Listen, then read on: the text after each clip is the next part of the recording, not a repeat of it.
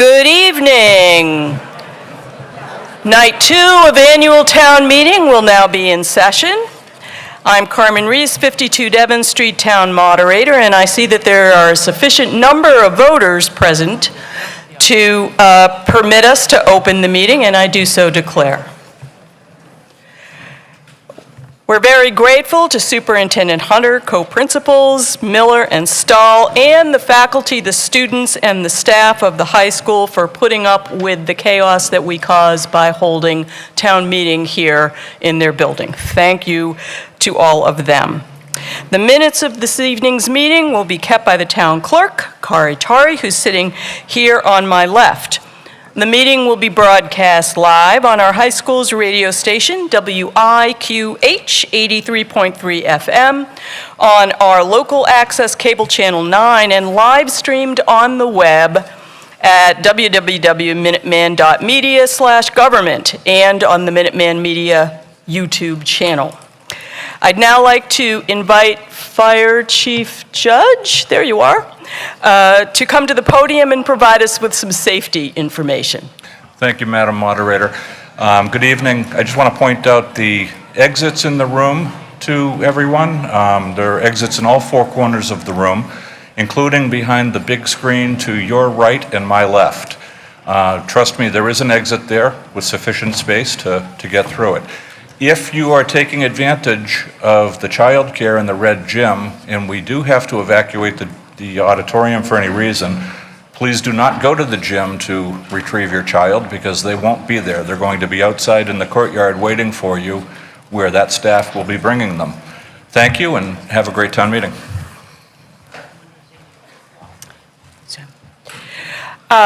Thank you very much, Chief Judge. And I want to note that we have already opened the auditorium as an overflow space, and I think we may have neglected to tell Thistle Communications that, because I don't see them online yet. But anticipating overflow again this evening, we have opened it. Chief Judge? Same applies to the auditorium, all four corners. Same four corners in the auditorium. Exits, says Chief Judge. Thank you, Chief Judge. So we do have both the auditorium and the gymnasium open this evening. I want to extend our thanks to the Concord Fire Department as well as to Chief Mulcahy and the officers of the Concord Police Department who are here this evening to take care of things for us. Last night, the meeting elected Ms. Carolyn Flood of 1289 Main Street to serve as deputy moderator, who will carry out the duties of the moderator if the moderator is unable to serve, and at the moment she is presiding in the auditorium. I have appointed Michael Lawson of 1695 Lowell Road as assistant moderator, and Mr. Lawson will preside in either the gymnasium or the auditorium if we need him to do so. There are a variety of materials pertaining to the meeting that are on the tables in the cafeteria. Some of them are handouts that will tell you what the motion under an article is. We'll sometimes be moving an article as in the handout. There's a lot of useful information out there explaining the articles. If you didn't bring your copy of the warrant or the Finance Committee report, well, we do have some QR codes out there, but for the second evening, we don't have Wi-Fi functioning here in the building, so you won't be able to use those QR codes, but maybe tomorrow night. You'll also find a green booklet that looks like this, entitled Town Meeting Traditions and Procedures. This is a useful guide to our proceedings. And we also have, if you have questions about town meeting procedure, how to make an amendment, how to make a particular kind of motion, we do have this evening our town meeting procedure resource person, Elise Woodward of 379 Garfield Road, and she's available for consultation on process issues and assistance in drafting and presenting motions and amendments. Ms. Woodward is here in the front row, and I've asked her to stand and wave so everyone can see where she is. Thank you very much, Ms. Woodward. If you are a registered voter here in Concord, you should have received this wonderfully colored voting slip this evening when you checked in. You'll want to keep that handy. It will be what you use if I ask you to raise your paper ballot to vote, and it's also what you will use in the event that the meeting chooses to take a vote by paper ballot. Your voting slip is what identifies you as a person entitled to vote here at town meeting. If you are a resident of Concord who's not registered to vote or a visitor to tonight's meeting, you should have checked in as a visitor in the cafeteria, and you should be sitting in the visitors section, which is in the rear right corner or your left rear corner of the gymnasium. And we welcome you visitors as observers of our town meeting. I've appointed Mr. Abe Fisher of 400 Hayward Mill Road to be head teller, Jim Summer of Pine Street as assistant head teller, Mr. Richard Wells of 368 Lawsbrook Road to be ballot supervisor, and Cynthia Rainey, whose address I don't happen to have here, to be assistant ballot supervisor. But I assure you that she is a citizen of Concord. Mr. Fisher will be supervising the vote counting on the floor in the event that we have a counted vote. Mr. Wells will be supervising the ballot counting procedure and the vote certification in the event that the meeting votes for a paper ballot on a motion. Mr. Fisher, are the tellers ready to be sworn? We are. Thank you very much. Mr. Wells, are the ballot counters ready to be sworn? Thank you. Ballot counters and tellers, would you all please stand and raise your right hand? Do you swear that you will faithfully and impartially perform your respective duties at this town meeting? Thank you all so much for serving in this capacity for us this evening. On behalf of the meeting, I thank Mr. Fisher, Mr. Wells, and all of the tellers and ballot counters for taking on this function for us. We also do owe gratitude to the team of people who makes this meeting possible. We have our dedicated and talented town staff, Minuteman Network, Thistle Communications, the amazing Stephanie Farrell, who has been transcribing, simulcasting everything that everybody says here in this meeting. Can you believe she could do that? But anyway, she is amazing, and we're very grateful to have her. Our select board is seated here at the, where are you, select board? There they are. They're off to my right, seated at a table at the front. Our finance committee is immediately to my left. The school committee is on the other side of the finance committee. Where's the planning board? Where are you guys? And the planning board is over here, closer to me, next to the select board. So if you too would like to sit at a table up at the front of town meeting, you could fill out a volunteer form. And seriously, we need you. If you spend a moment with the town's annual report, you will find all of the amazing governance that is done by our volunteer citizens on any number of boards and committees, and there is bound to be something there that fits your interest and your experience and would allow you to get to know your town better and serve your town and enjoy doing it. Okay, before we begin the business, actually before, I want to announce that I have appointed 5 folks to the Finance Committee. I have reappointed Eric Dahlberg and Margaret Briggs to the Finance Committee. And I have made new appointments of Pat Geyer, Sri Tupel, and Paul Rodriguez to the Finance Committee. And we thank all of them for willing to pull the laboring oar, and it is a labor to serve on the Finance Committee.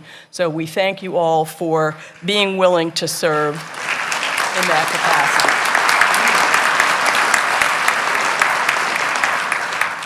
I'm also going to ask outgoing Finance Committee Chair Parashar Patel to please stand for a moment. Parashar has been on this committee for 5 years. No one has worked harder. Thank you, Parashar.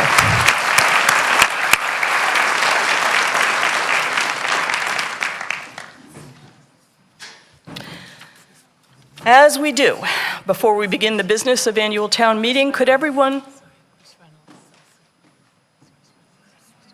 Chris Reynolds, you're also departing. Please stand up, thank you. And Chris is a former chair.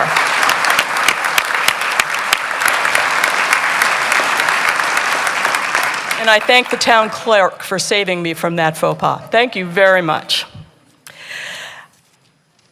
Before we begin the business of annual town meeting, let us all stand, please, and hold a moment of silence.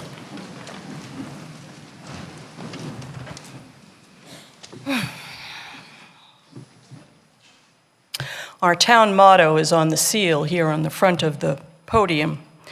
It says, Quam firma res concordia, loosely, very loosely translated. It means, how strong is harmony? Well, harmony consists of a lot of different voices, disparate voices, that somehow found a way to come together and make a single, beautiful, coherent song. So let us this evening do our best, despite our differences and our disparate points of view, to make our decisions in harmony and not allow the divisions of this evening to be divisions between us tomorrow as neighbors and fellow citizens. Thank you all. Please be seated.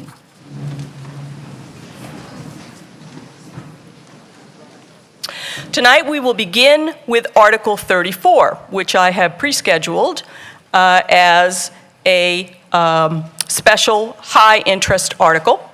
And we're pretty much right on schedule with that for 7:15.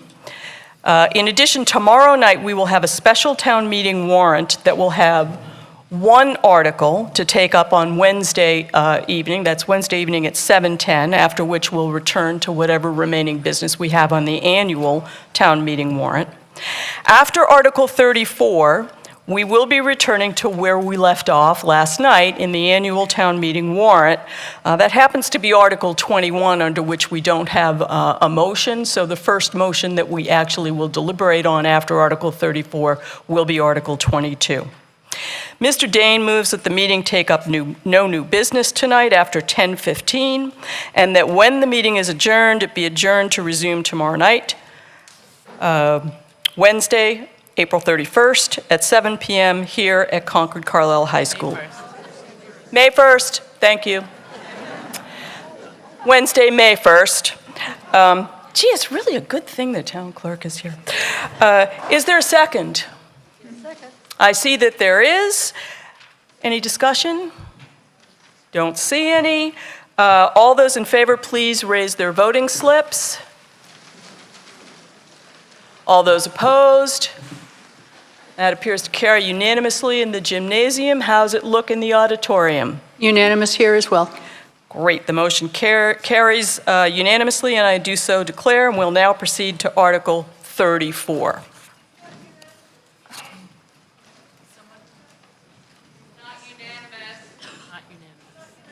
Oh, not unanimous. Substantial majority. Thank you.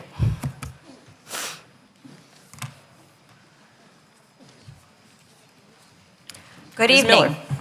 I'm Linda Miller, Chair of the Concord Planning Board. I would like to present Article 34, MBTA Communities Multifamily Housing Overlay District. Next slide, please. There's a housing problem in Massachusetts. Housing is expensive. It's even more expensive in Concord. Next slide, please. Zoning constraints contribute to the high cost of housing. In 2021, the state passed the MBTA Communities Multifamily Housing Act to help ease the housing shortage on a regional basis. New multifamily zoning created by each city and town will allow construction of multifamily homes across those 177 towns and cities in eastern Massachusetts with or near a transit station. Next slide, please. The basic requirements of the MBTA Communities Law for Concord are to add new zoning to at least 50 acres in town. At least 1/2 of those 50 acres must be located within 1/2 mile of a commuter rail station, and on average must be zoned to allow density of 15 units per acre or more. There can be no age restrictions imposed by the zoning, and it should be suitable for families with children. Finally, the zoning for those 50 acres, based on density and area, could in theory have the capacity for at least 1,094 multifamily units. There is no housing production requirement. Property owners need not develop or redevelop any properties in the district. Owners today and in the future could continue to enjoy current zoning as it exists. The new zoning is an overlay. It is also by right. Homes can be built with conditions required by the planning board under site plan review, but multifamily units cannot be rejected in the district. Next slide, please. The Select Board designated the Planning Board to provide the town with a zoning and mapping option to comply with this law. Residents and town staff and committees have generously spent their time and energy to identify community preferences for the location and desired characteristics of the overlay district. Next slide, please. This is a list of the community events, committee meetings, resident connection hours, and CCTV programming where the MBTA zoning and maps have been reviewed. A Notify Me email opt-in was provided to everyone with an interest in these events, and a medallion on the town's homepage easily clicked through to a dedicated page for information and meeting recordings. Next slide, please. Here's a small sample of photos highlighting the community meetings, location pinning exercise, surveys, planning board meetings, and other outreach efforts. Thanks again to all who were part of this process. Next slide, please. These are the community guiding principles gathered from this input. Locate as much of the district as possible within half a mile of the commuter rail stations. Maintain building heights and characteristics of multifamily homes consistent with Concord's current housing. Avoid loading new housing onto well-developed neighborhoods and address areas with potential for new housing or areas where there is existing multifamily housing. Maintain as much local control as possible. Balance the housing capacity between Concord Center and West Concord. And finally, include affordable housing as allowed. Our focus was to capture the benefits, on the next slide, please, to higher density, transit-centered housing as described in the town's long-range plan, Envision Concord 2030, and the Housing Production Plan 2023 to 2028. Next slide, please. This is the resulting map containing 5 sub-districts that reflect the community guidance and the location selection process. Next slide, please. Using the state's MBTA Communities Compliance Model to test each sub-district's location, size, and zoning parameters, we found that the current configuration of these 5 sub-districts and the associated zoning parameters should provide Concord with just enough land area, units, and density to be in compliance with the requirements of the law and the guidelines. Are we done? Wouldn't that be nice? There remained a few steps for final approval. These include hiring an independent economic consultant as required by the state guidelines to develop an economic feasibility analysis to support affordable housing targets above 10%, and submission of a pre-adoption application to the state's Executive Office of Housing and Livable Communities, or EOHLC, to determine the compliance of our zoning. Both steps have been accomplished. Now we await a response letter from the EOHLC, hope to receive approval of Article 34 by town meeting. Then we can submit a completed application and receive final approval from the State Attorney General and compliance certification by EOHLC to meet the compliance deadline of December 31st, 2024. Where are other towns? Well, they're at various stages of the same journey.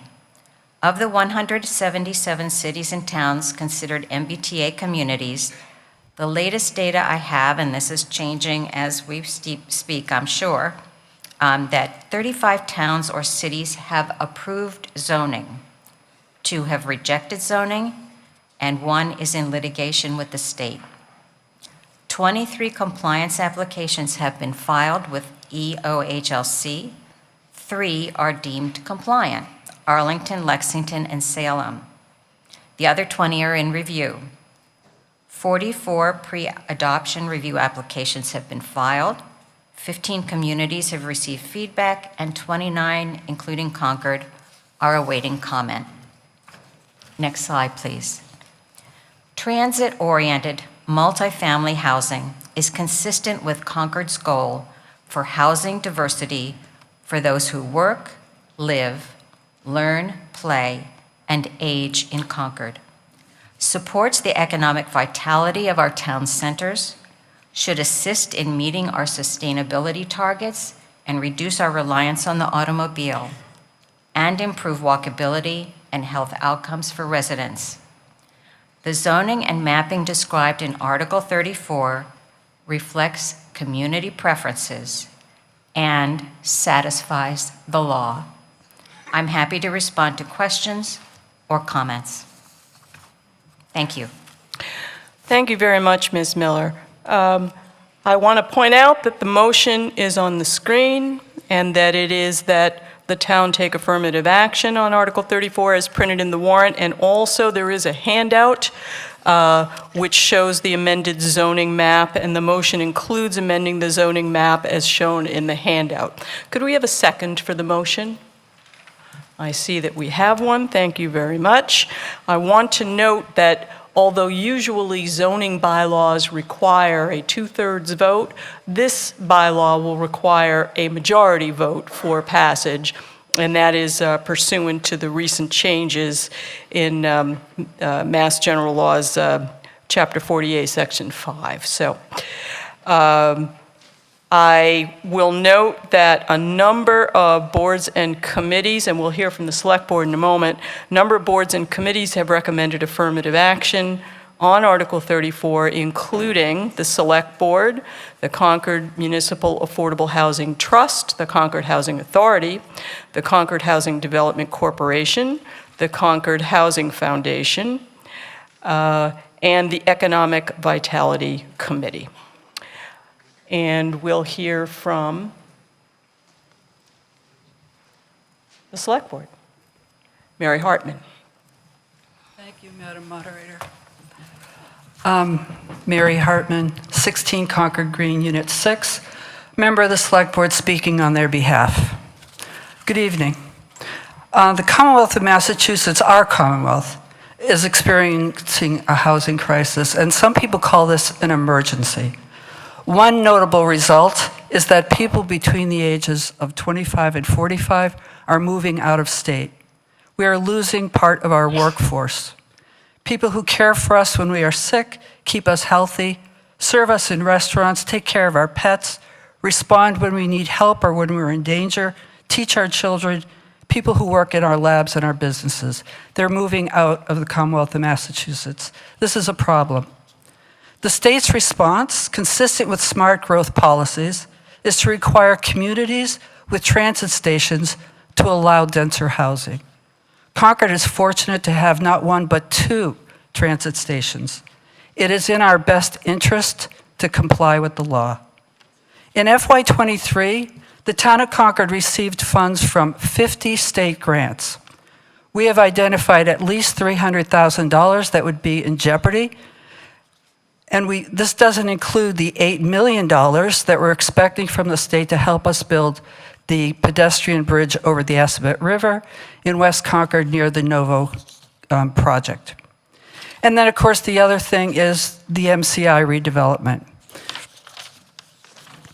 It is imperative that we maintain collegial and cooperative relationships with the state agencies that are redeveloping MCI Concord and the redesign of Route 2. We don't want to jeopardize our relationship or the redevelopment of this parcel or lose our voice when important decisions are made. Besides being in our best interest, denser housing is something we said we wanted. Our long-range plan, which has generated over 50 public meetings, specifically calls for a variety of housing of all types, not just affordable. It calls for cluster development in designated areas and denser housing near town centers. Compliance with this law does not impinge upon things that make Concord special. Our historic districts remain intact. Our agricultural lands are not disturbed. Neither are our acres of open space and the extensive trails network. These things remain undisturbed. In summary, it is in our best interest to comply with the MBTA Communities Act. It achieves goals we articulated for ourselves in our long-range plan and also maintains open space, historic districts, and agricultural land.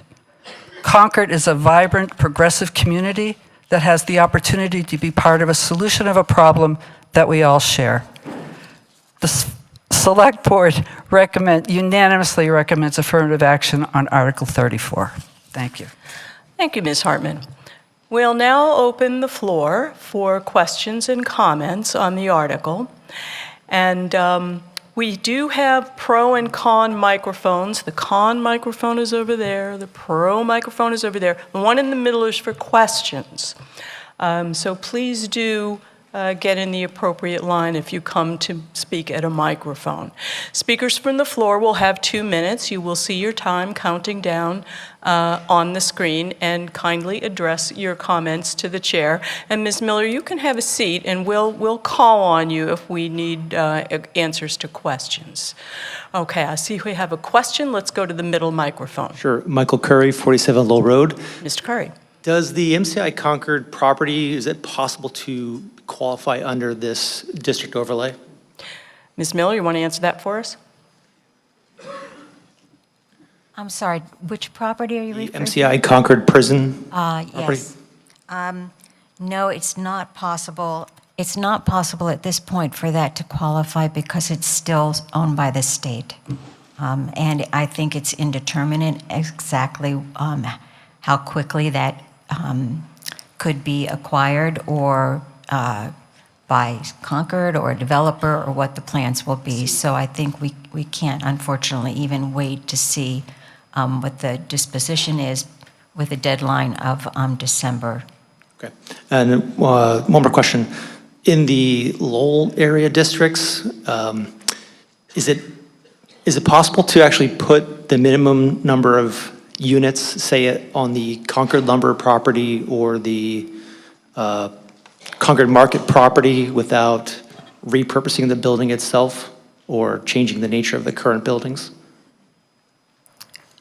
There's no requirement in terms of when say a property were to be developed, there is no, at that point, the zoning allows for a certain extent of density, but whether that's actually feasible or not, and whether the developer chooses to develop that level of density is up to the developer. Right. So just in the current state, could they do it without repurposing the existing buildings?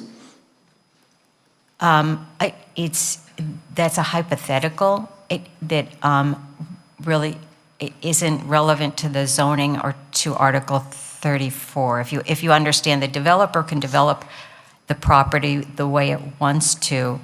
If they want to go to 15 units per acre, they can, but if that's not feasible, and I don't know if it's feasible or not, based on the topology of the property, the ability to access water or sewer or septic systems, all of the things would be determined by the developer, not by this zoning.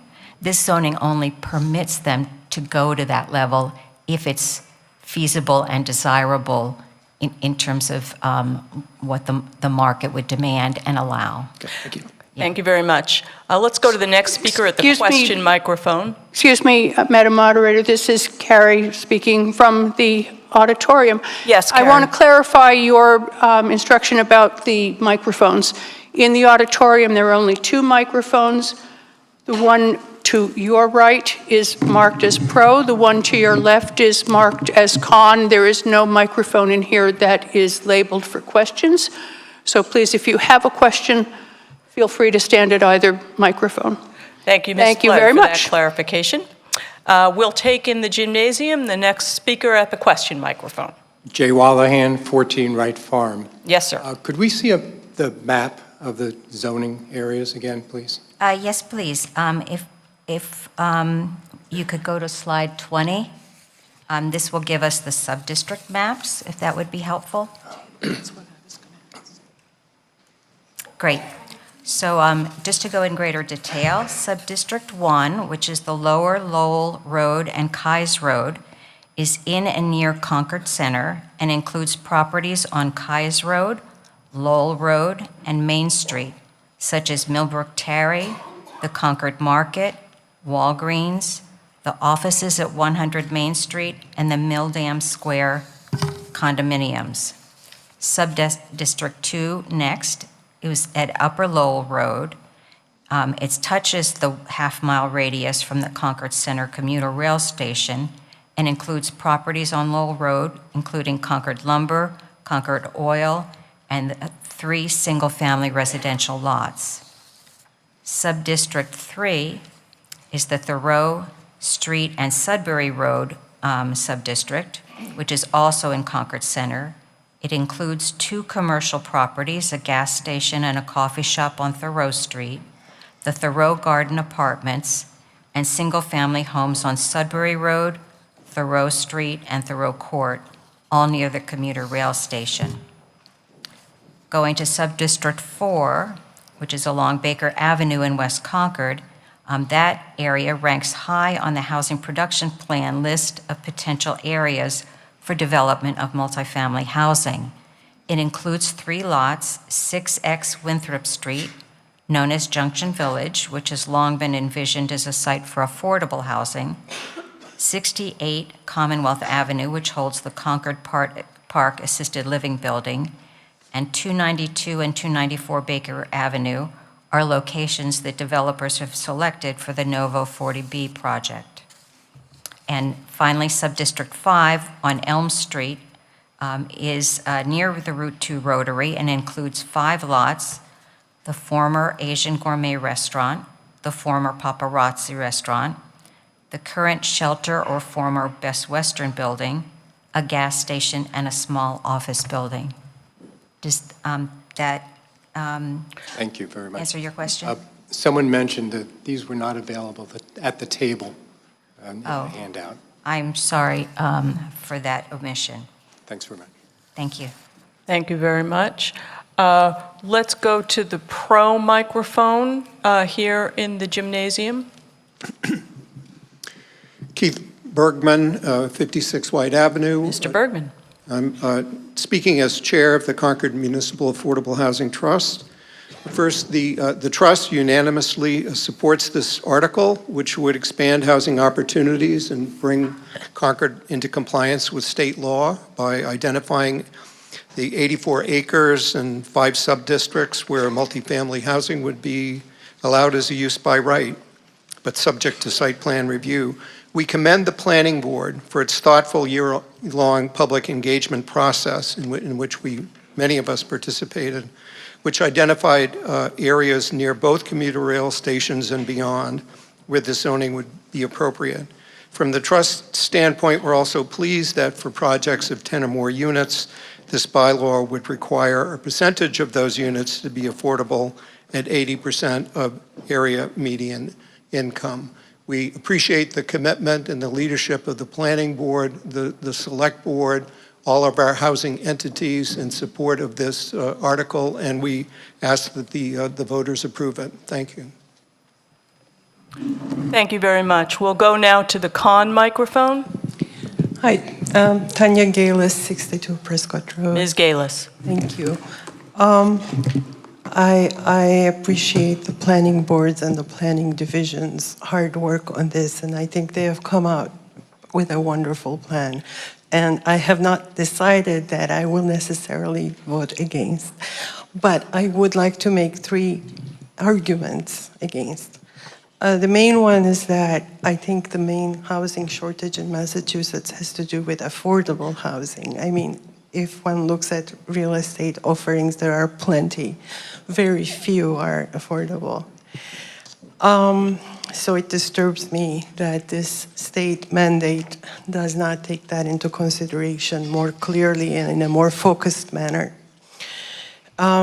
My second comment is about our long-range plan. I follow that process very closely. It assumed from the beginning that there would necessarily be more construction, but then they were very clear to say that we're not saying we want more density necessarily. We are just saying if there is more density, this is where it should be. So this is just a clarification, and that's clearly what we are dealing with here.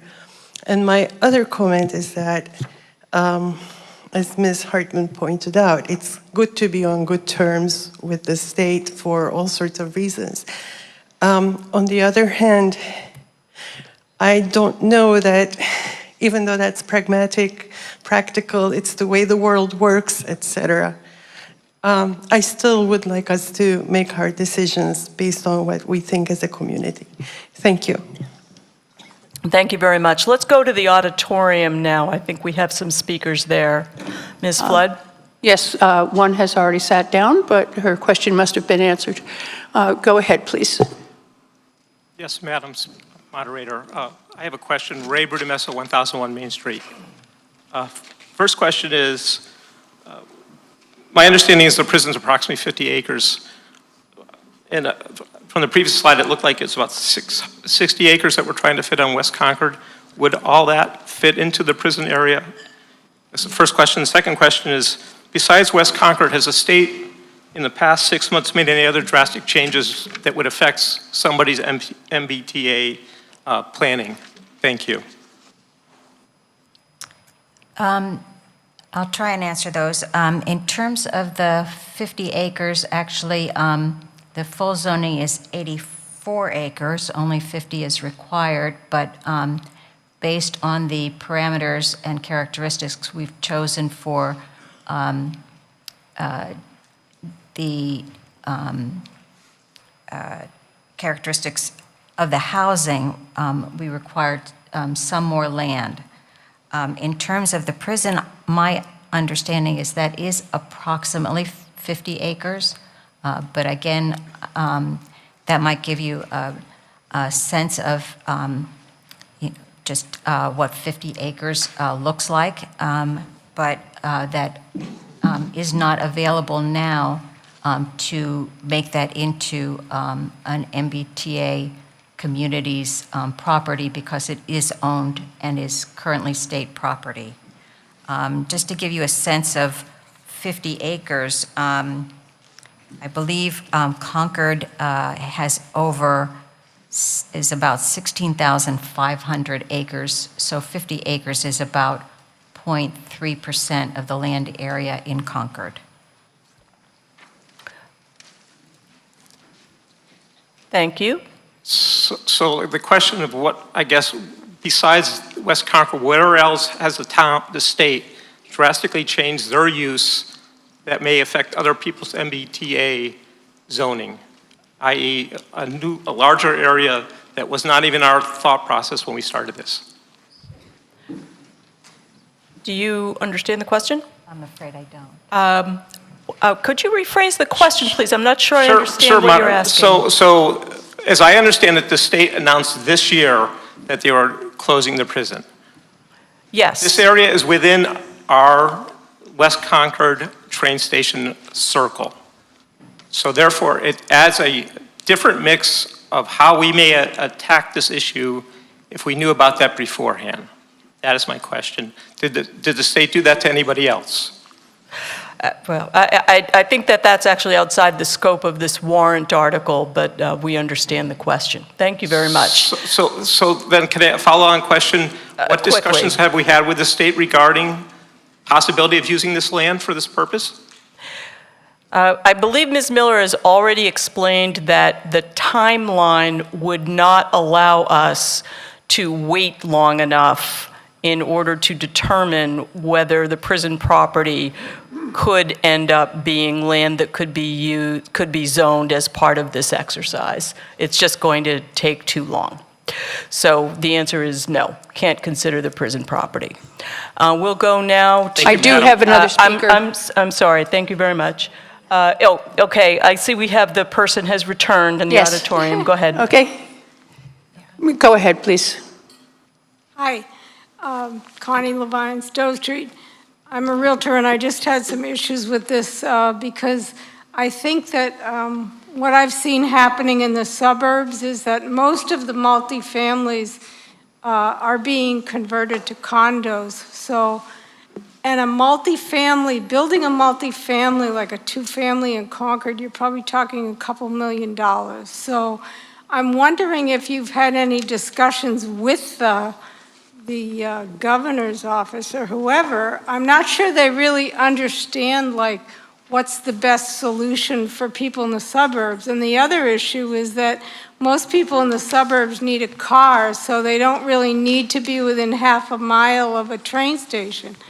So I wondered, especially where we have the Concord Housing Foundation, if you've had any discussions, because I could see cases where what might be more appealing in terms of creating affordable housing is like having the Concord Housing Foundation buy some of these smaller houses that come on the market that are getting torn down and renovate them instead of trying to build some multifamilies when people in the suburbs don't really want to live in multifamilies for the most part. So I just wonder if you try to educate the, the people making these rules about the difference between living in a suburb and living in a city. And even in the cities, they're condoing the multifamilies now. Thank you very much. I'm going to say that that's an interesting policy question for the state legislature, and they have actually acted, and we're in a position of needing to comply with what they've done. Let's go to the pro microphone in the gymnasium. Charles Phillips, 65 Fairhaven Road. Mr. Phillips.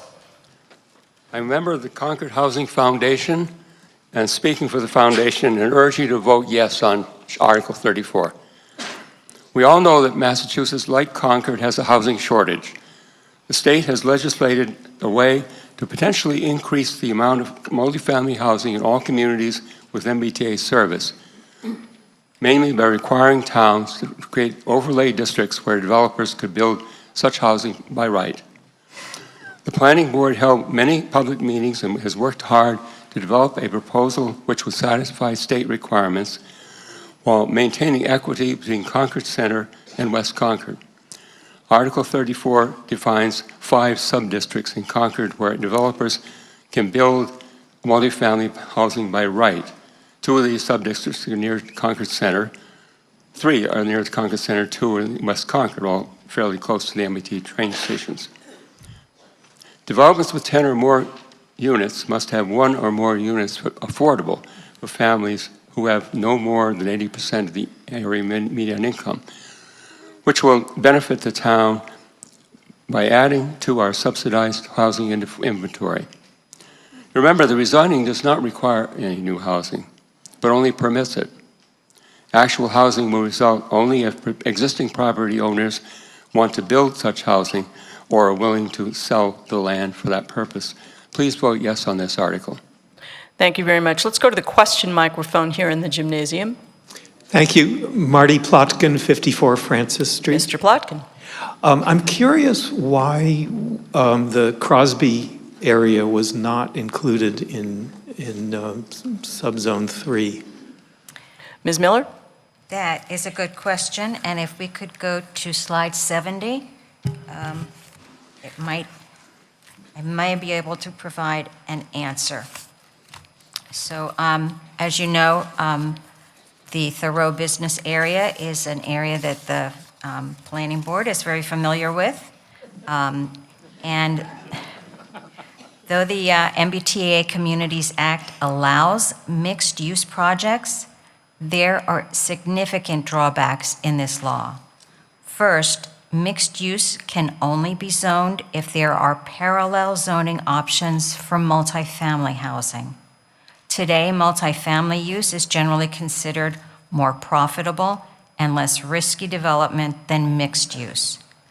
To ensure a developer would prefer mixed use over multifamily use, substantial incentives might be required. Incentives are modest under this law and would likely include height allowances not currently favored or permitted in Concord. Next slide, please. And then the next slide. Second, for mixed use, no minimum parking requirements associated with the non-residential uses are allowed. Again, this would not match our current residence business zoning, and we felt that the absence of any parking requirement for a business or commercial use would not be supported by the community. As a result of those two challenges, the planning board chose not to pursue a mixed-use option for the MBTA overlay district, and that would include what we would hope someday, eventually we might have improvements for the Thoreau district, but not under this law. Thank you. Thank you. Thank you very much. So everyone should now have a copy of the zoning map, which was located in its box under a table out there in the cafeteria. So now we have it, and my thanks to the staff who took the time to pass it out to everyone. Let's go to the auditorium. Go ahead, please. Sure. Cindy Warren, 821 Barrett's Mill Road. I came here in support of this, this housing proposal. I wonder, as we stand here and sit here and listen to the discussions, whether there is something to be said for voting no for this action and waiting, forcing the hand of the state and figuring out what it is that we need to do in terms of a settlement. What's the process if we vote no? And with the idea that the 50 acres of the prison land would be an ideal location for such housing. I don't know if anybody can respond to that question or not. Thank you. Linda, do you want to take that question, or would you like Elizabeth? Well, I think perhaps we can go to slide 33, which I'd like to cover anyway, and talk about that, and then talk about MCI Concord again, if you like. Okay. So essentially, there are benefits to Concord for compliance. Compliance provides Concord with access to important state funding programs for infrastructure and sustainability that Mary Hartman spoke to earlier. Second slide here. As well, participation in other state grant programs relies on our MBTA compliance. Obviously, not all of these programs apply to Concord.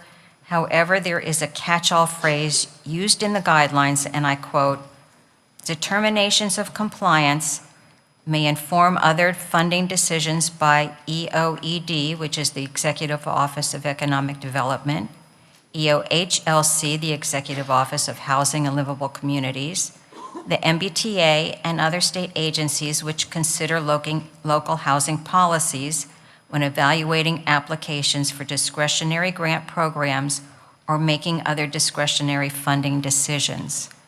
I think that the town, should it move forward with MCI Concord, probably will need quite a bit of funding, hopefully from the state, to perhaps help clear the land or do other studies of it, et cetera. So I think that if we don't comply by the end of the year, we would be out of luck and not have these benefits accrue to us.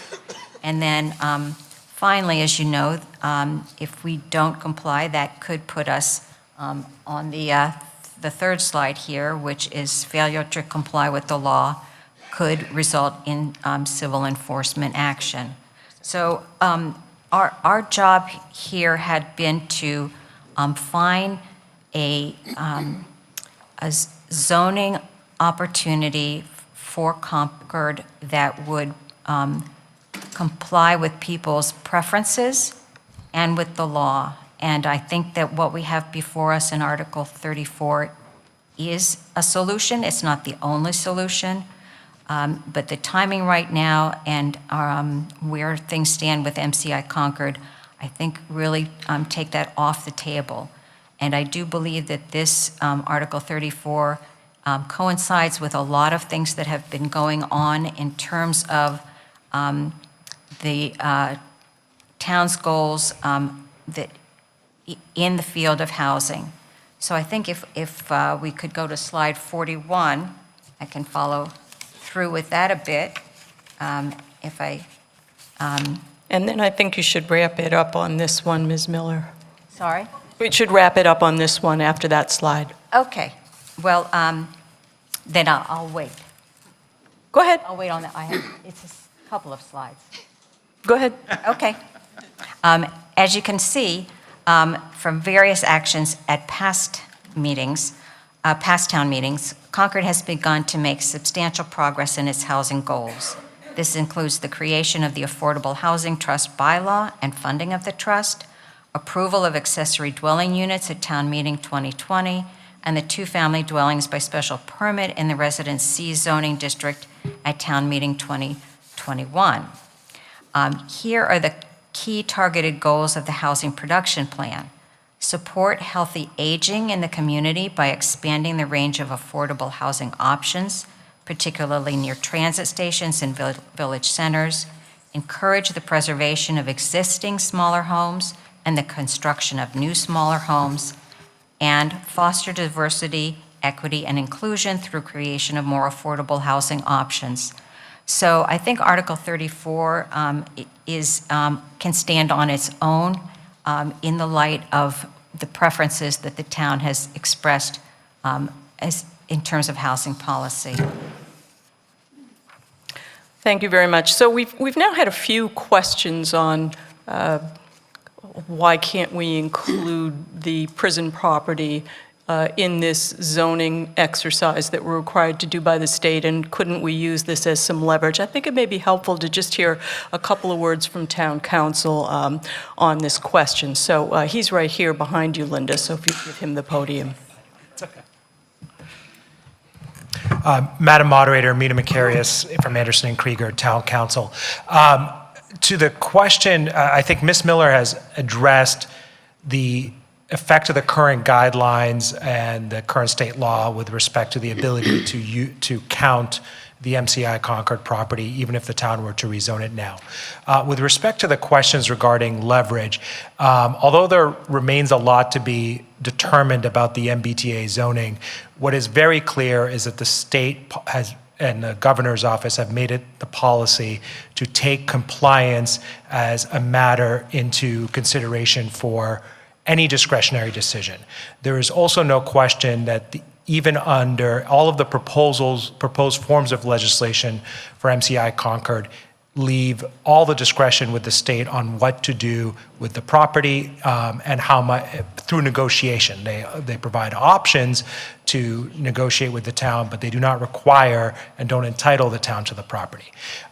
Therefore, I think it would be very, very unlikely to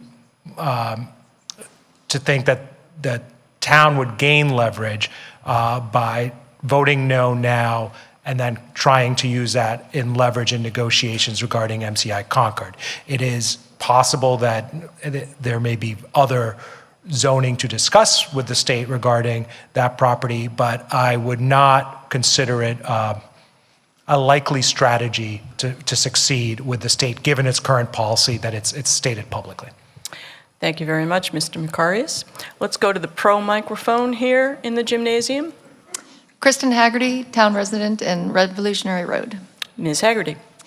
I'd like to thank Chair Miller and all of the planning board members. This was an enormous undertaking that I know you guys have been working on painstakingly, well over a year. And everything that you have done to allow ample input all through this process. I know you've hosted so many meetings and hearings, but you've also been engaged with other town committees. And I think that this part of the process you've made as inclusive as possible, and I think it really shows in what you've been able to produce. The second point that I wanted to make was that although this is called the MBTA Communities Act, and this is kind of, how this had to come in front of us this time, as Chair Miller just pointed out, this is really in line with everything that the Planning Board, the Planning Division, and our town comprehensive long-range plan has been working towards. And so this is an opportunity to look closely at zoning and what it does and what it does not allow in terms of an inclusive community and where we want to be towards our goals. So, as we kind of consider going back over the process and where we're going to have it, or anything that you guys have spent so much time laying out with input from, town residents and committees, I hope that we all remember kind of the overall purpose of it, which is to really create opportunity for, our own residents to move to hopefully to be constructed units in this town, as well as invite other people to join us in a more inclusive way. So thank you again to Ms. Miller and all of the planning board members and town staff, especially Elizabeth Hughes, the planner. Thank you. Thank you very much. Let's go to the question microphone here in the gymnasium. Good evening, Joe Selly at 528 Old Bedford Road. Mr. Selly. Last evening, it was very helpful to hear from the Finance Committee. Could we ask you to offer an opinion on how you see this issue? Pros, cons, long-term considerations? Thank you. So, Parashar Patel, 397 Sudbury Road. Speaking for myself, but just recapping, I think, some of the conversation we had about whether or not to take a position. I think we didn't want to take a position on the zoning here or in other places, but I think as you saw yesterday, we'd like to encourage the town to do what we can to diversify our tax base. And so that means bringing in non-commercial, retail, other property as well. And so to the extent that the planning board makes changes in zoning, we sent a letter and asked them to consider that as well. We've made the same request to the select board. I don't know, we won't know what effect this will or won't have. But that's basically what our discussion was centered around, trying to diversify our tax base. Okay, I will note that the Finance Committee doesn't typically take positions on zoning articles. So, let's go to the con microphone, and then we'll go to the auditorium. Ryan Gelinas, Walden Terrace. Madam Moderator. Can you get a little closer to the microphone for us, sir? Ryan Gelinas, Walden Terrace. Madam Moderator, I move the previous question. Well, there's a lot of people still waiting to talk here. On the other hand, we've already been talking about this for 45 minutes. So I think we're going to have the vote. This is there a second for the motion? Yeah, I see that there is. Okay. So I see there's a few seconds out there. Okay. So this requires a 2/3 vote, and it is non-debatable. All those in favor of calling the question, that means we would stop debate and move now to a vote. Thank you very much. All those opposed? Okay, that clearly carries by well more than 2/3 in the gymnasium. How about in the auditorium? Likewise in the auditorium. All right, we will then declare that is a vote, and we will now proceed to a vote on Article 34. And I will remind you, this only requires a majority vote, not a 2/3 vote. All those in favor of the motion under Article 34, please raise your ballots. Thank you very much. All those opposed? Well, that carries by a substantial majority in the gymnasium. How does it do in the auditorium, Ms.? Likewise, I think I would have seen maybe 12 or 15 no votes, and everybody else that raised their hand was on the yes. All right, thank you very much. Ms. Flood? Yes. Yes. I'd also say that substantial majority is definitely more than 2/3 as Yes. I viewed the vote in here. How did it look in the auditorium? Definitely more than 2/3. Yeah, okay, it was definitely more than 2/3. Okay. All right, thank you very much. So, we have,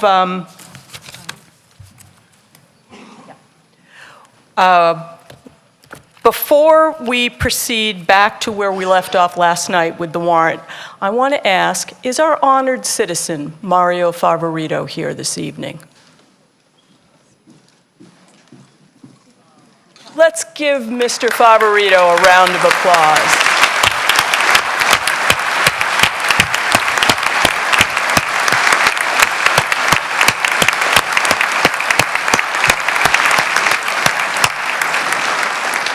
Thank you, Mr. Favorito, for everything you've done for Concord.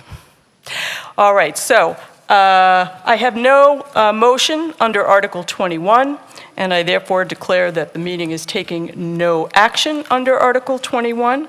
And we will now move to Article 22. Could we have the slide presentation, please, on Article 22?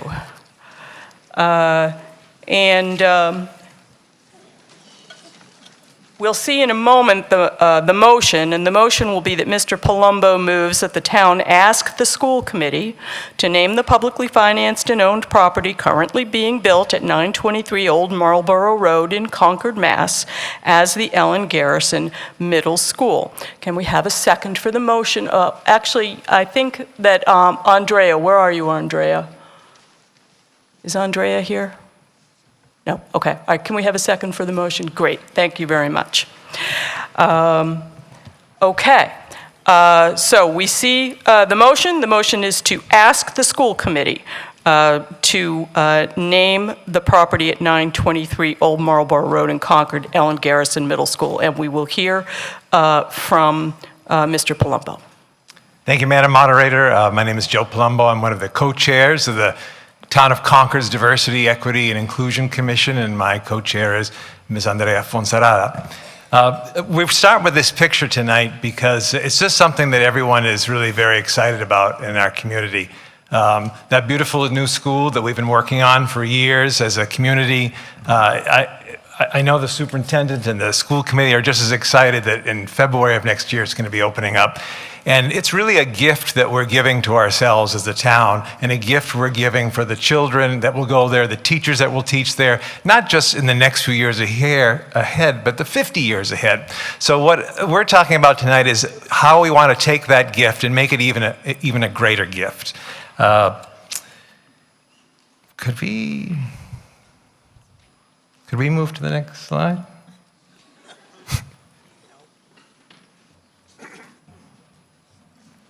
Did I get my 37 seconds back? Yes, you can have your That's 37 okay. seconds back. And not a second more. Next slide, please.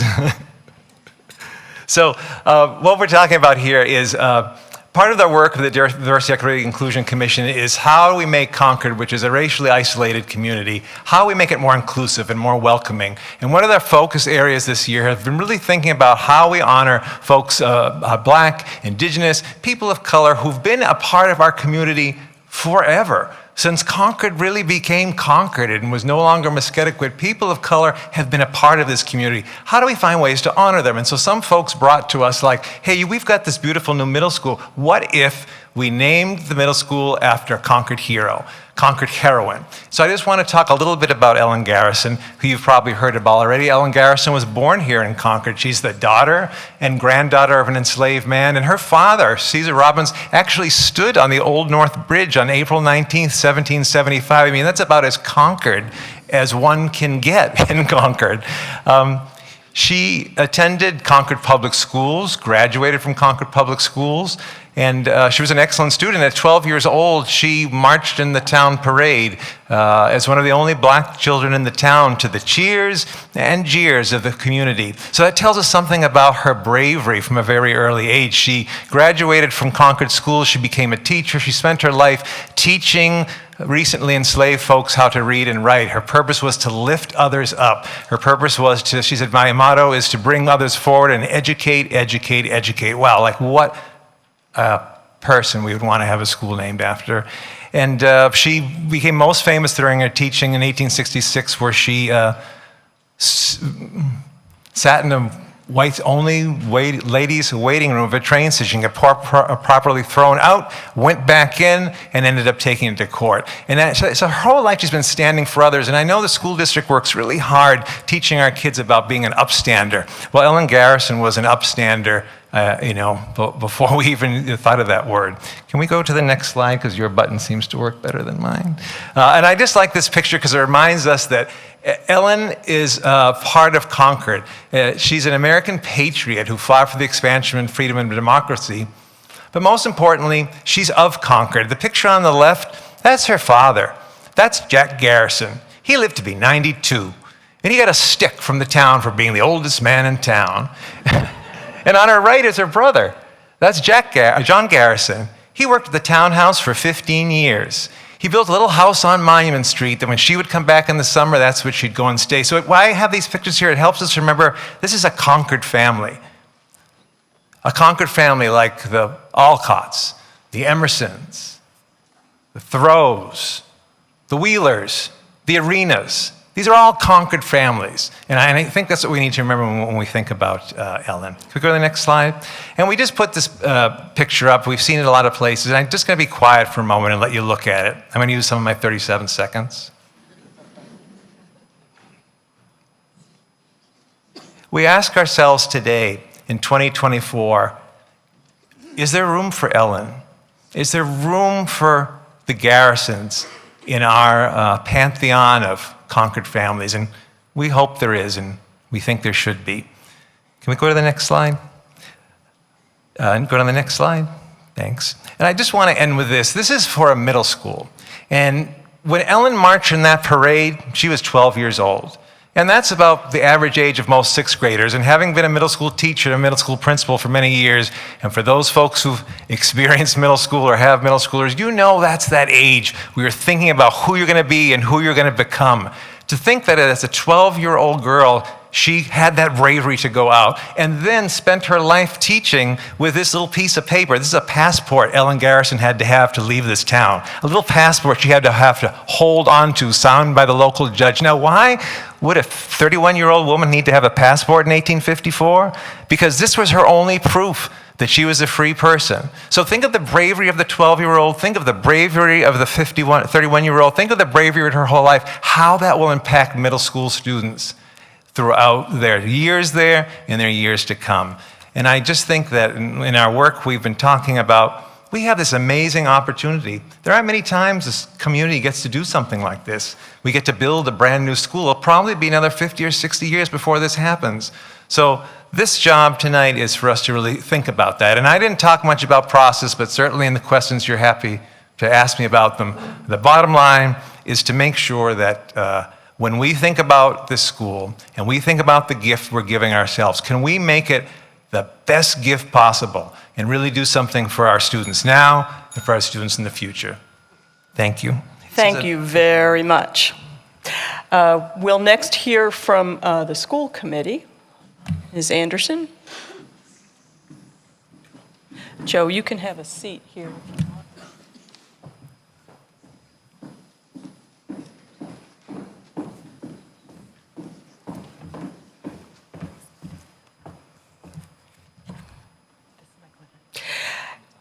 Should work. Okay. All right. Thank you, Madam Moderator, and thank you, Joe. I'm Alexa Anderson, Chair of the Concord School Committee. So thank you, Joe, for such a moving tribute to Ellen Garrison. I operate under the assumption that we are not here this evening to debate whether Ellen Garrison is deserving of our collective recognition or admiration, because I'm nearly certain that all of us in this room agree on that, and that we are proud to include her in the canon of great Concordians alongside Thoreau and Goodwin and Alcott. What I do think is worthy of a discussion this evening, and what I want to focus on, is the role and responsibility of the school committee as it relates to naming schools. The most important thing that we must all remember tonight is that the Massachusetts general law, the town of Concord's own charter, and the policy to name facilities as recommended by the Massachusetts Association of School Committees all vest the authority to name schools with the school committee.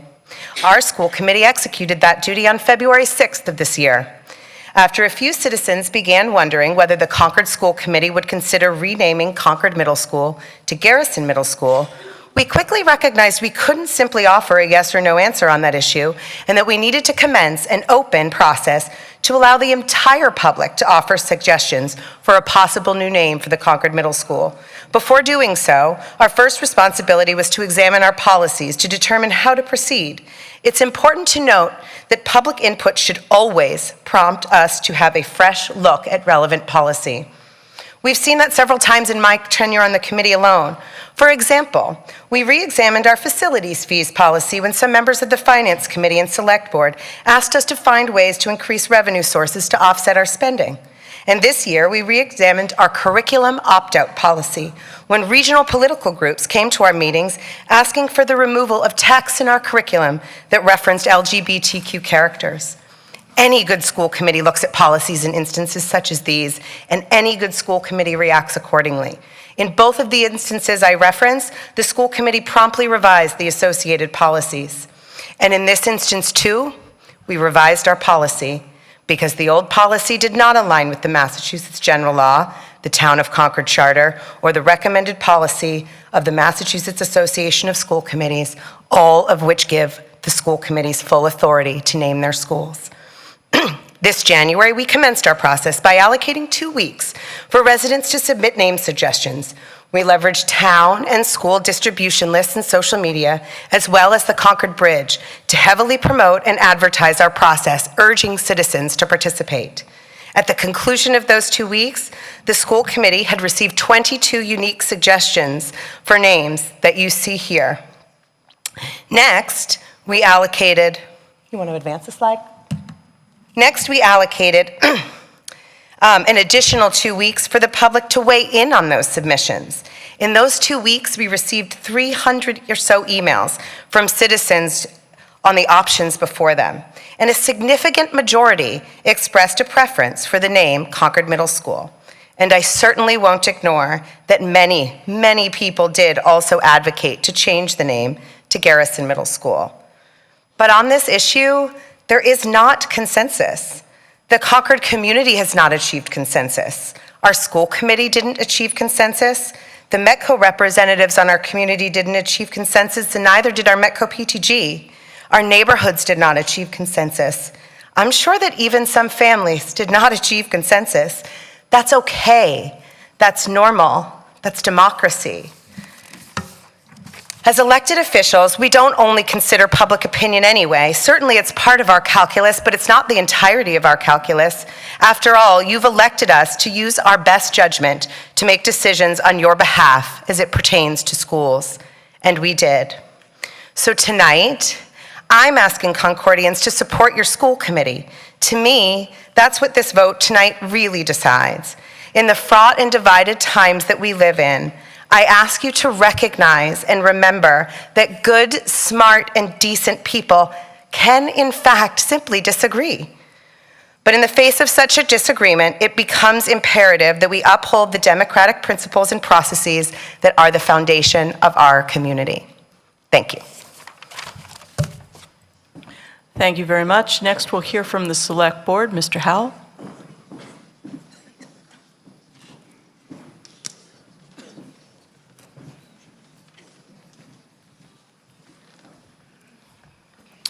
Madam Moderator, Mark Howell, Winners Neck Hill Road, speaking for the Select Board. Mr. Howell.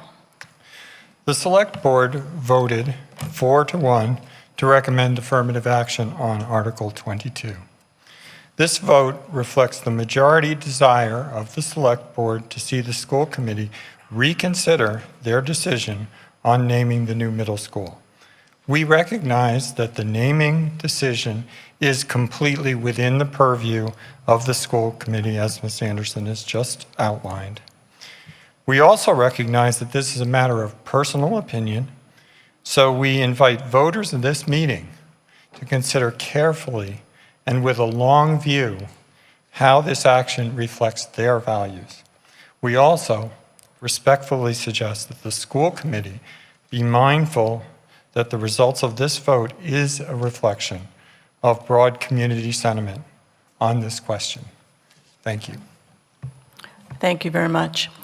We'll now open the floor to questions and comments. And again, we have a con microphone, a pro microphone. We have a question microphone. Try not to run each other over. There is a 2-minute limit for speakers from the floor. I've got my very friendly bell here, which will let you know if you are unwittingly running over your time. So let's start here in the gymnasium at the Pro microphone. My name's Craig Miller. I live at 27 Lang Street. Mr. Miller. I know what, that's close enough. Oh, sorry. These words are on our library wall, prominently displayed. At times, history and fate meet at a single time in a single place to shape a turning point in the unending search for freedom. So it was at Lexington and Concord. So it was a century ago at Appomattox. So it was yesterday at Selma, Alabama. Those words were written by Richard Goodwin, delivered by President Lyndon Johnson, to urge the passage of the 1964 Civil Rights Voting Act. And whether we deserve that reputation or not, Johnson and Goodwin, with one word, which is our town's name, could equate our town's name with the unending search for freedom. That is who we are to the world. That is why tourists come here. That's who we are. And it's no news if Concord names a school after a heroine like Ellen Garrison. It's news when we don't. It's like walking into Dunkin' and being told, we don't sell donuts. Is that inextricably linked? Don't mess with what works. Keep selling donuts. Thank you very much. All right, now, I'm going to remind you that this is our town's legislature. We are a serious body here. And I'm also going to remind you that we don't all agree on everything. And when we applaud or make noise, we are being disrespectful of the people who disagree with us. So let's not do that, okay? We'll listen to everybody in good faith with open hearts, whether we agree or we don't. Let's go to the question microphone. Di Clymer, 13 River Street. When the school committee asked this winter for input regarding the naming of the new middle school, my husband and I wrote a letter to recommend Ellen Garrison. My question now is, has the school committee made any overture to the DEI committee about the naming? School committee, would you like to answer that question?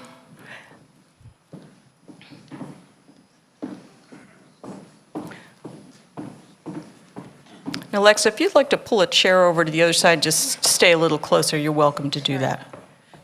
Thank you for that question. So we first learned, like I said in my remarks, that there were some citizens interested in asking us to consider changing the name of Concord Middle School to Garrison Middle School. That happened, really, we started picking up momentum with that in the summer and fall of last year. So I personally took a couple meetings trying to talk with some members of the DEI committee and actually with the Robbins House members as well to talk about what that might look like and how we might proceed in a way that could work. Additionally, I think the superintendent has met with members of the DEI commission I know the CEO of Metco Inc. has also met with members of the DEI Commission, as has our DEIB director, who is an employee at the school. And recently, I personally did take another meeting with one of the members of the DEIB Commission to talk about like some sort of alternative ways we could honor Ellen. So yes, I think, and I'll even say, I think on the evening of the vote we took on February 6th, I think one of our members was eager to put an additional sort of amendment or an additional motion on the floor to do that very thing. So yeah, I would say, you know, we've definitely been trying to collaborate as best we can Thank you. over these many months. Thank you very much. Let's go to the con microphone here in the gymnasium, and we'll then go to the auditorium. Okay, thanks. My name's James Cohane. I live at 44 Central Street. Yes, sir. So my wife and I have 2 young kids, ages 6 and 4, who are just entering the Concord school system. Can you do me a favor, sir, and just pull that microphone a little closer to you? You're tall. That's a compliment. I'm average height. Again, name is James Cohane. I live at 44 Central Street. My wife and I have 2 young kids, ages 6 and 4, who are just entering the Concord school system. I'm not in favor of Article 22. My reasoning has nothing to do with the proposed name of the middle school. And just to be clear, I would be 100% okay with naming the school the Ellen Garrison Middle School. If the school committee had previously decided that that should be the name, personally, I think that the proposed name has a lot of merit. Rather, my objection to Article 22 has to do with the process that leads us all to be here this evening. Here is my narrative of what has happened. We, meaning the town, voted on the composition of the 5-member school committee, which we have empowered to make a bunch of decisions around our schools, including the naming of the new middle school. The school committee recently ran an open and transparent process that included soliciting input from the community around the naming of the school, during which they considered many possible names, including Ellen Garrison. And at the end of the process, they decided that the name of the school should be the Concord Middle School. Not surprisingly, several members of the community were disappointed with their decision. I would have thought that that was the end of the story, which seems straightforward and familiar to me, democracy in action. But instead, the story continues as those members of the town who were in favor of the name Ellen Garrison organized to get Article 22 on today's warrant. Next, and this is what I strongly object to, the select board agreed to their ask. In my opinion, the select board has inserted themselves into the naming process of the school and sided with a group of well-meaning, volunteer, unelected citizens, rather than siding with the elected officials who are legally empowered to name the school. I don't understand why the select board acted this way. I, as do many of my fellow town members, feel like their actions undermined the decision-making process we have all agreed to, undermine all of our votes for the members of the school committee, and undermine the decisions made by the school committee. Thank you very much. You were pretty much on time because we gave you a hard time about the height of that microphone at the beginning. Let's go to the auditorium. All right, go ahead, please. Hi, Rebecca Kowaloff, 228 Park Lane. I'm the mother of 2 young boys, and when they were born, I vowed not that I would make the world a better place for them. As upper middle class white American males, they enjoy more privilege than almost anyone on earth. But to teach them to make the world a better place for others and to share their privilege. We have an opportunity here to make the world a tiny bit better and more just and equitable, and to teach our children how important that is. We clearly value education in this town, as evidenced by the healthy debate over and resounding support for the school committee budget last night. This is an opportunity to show our non-white students that they are part of our community and that they are valued. It may not matter at all to the students of color, both from Concord and who we welcome through the Metco program, but it might matter, and I suspect it will. And almost certainly, lacking the conviction to take this step will matter to them, and it will send a message to them that I, for one, do not want to send. If some students feel naming the school after Ellen Garrison is exclusionary or divisive, that is an opportunity for education at home and in school, not an excuse to abdicate our role in bringing about equity. While taking this step is hardly revolutionary or transcendent, we are not worthy of the mantle of our revolutionary or transcendentalist forebears in this town if we do not do this simple, small act to bring more equity to our community. Thank you. Thank you very much. We'll go to the next speaker in the auditorium. Can somebody Right help? ahead. Can somebody help with that microphone there? Thanks very much.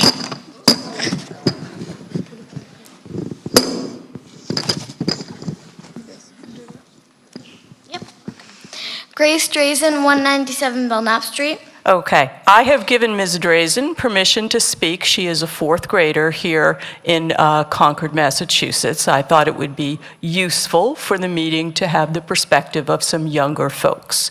Ms. Drazen. Thank you. All our schools are named after men. Girls need to feel loved. There are big things like a woman for president. You might think this is a little thing, but little things like this, bit by bit, are what going to one day change the world.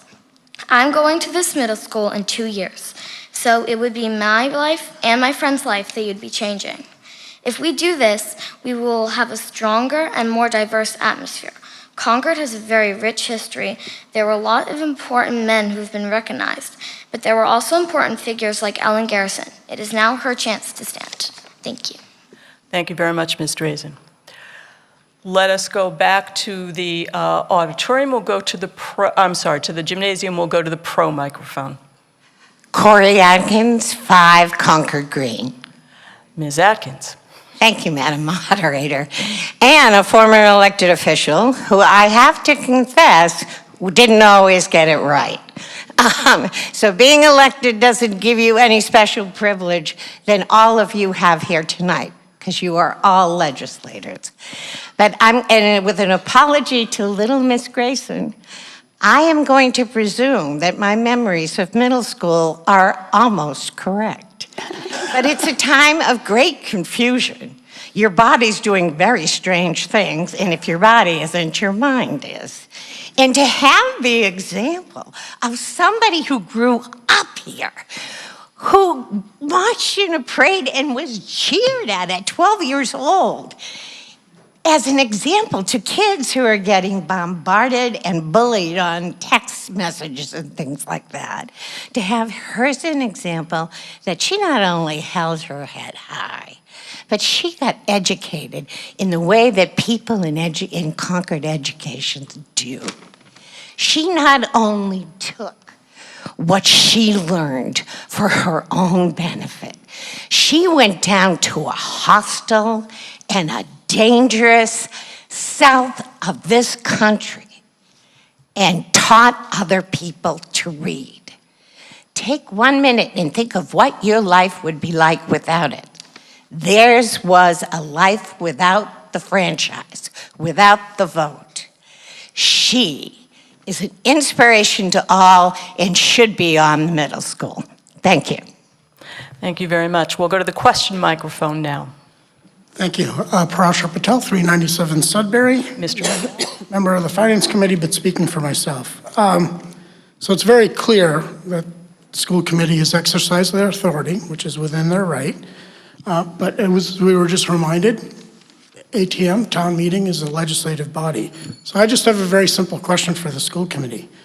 Will the ATM vote, if we vote in favor of this article, will it actually cause the school committee to change your decision? Not reconsider, will you change your decision? Thank you.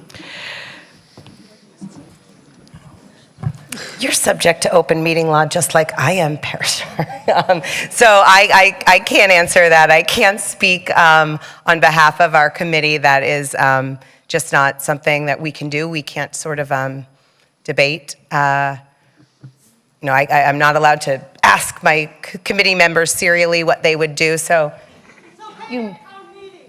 So anyway, so I, Ms. Galis.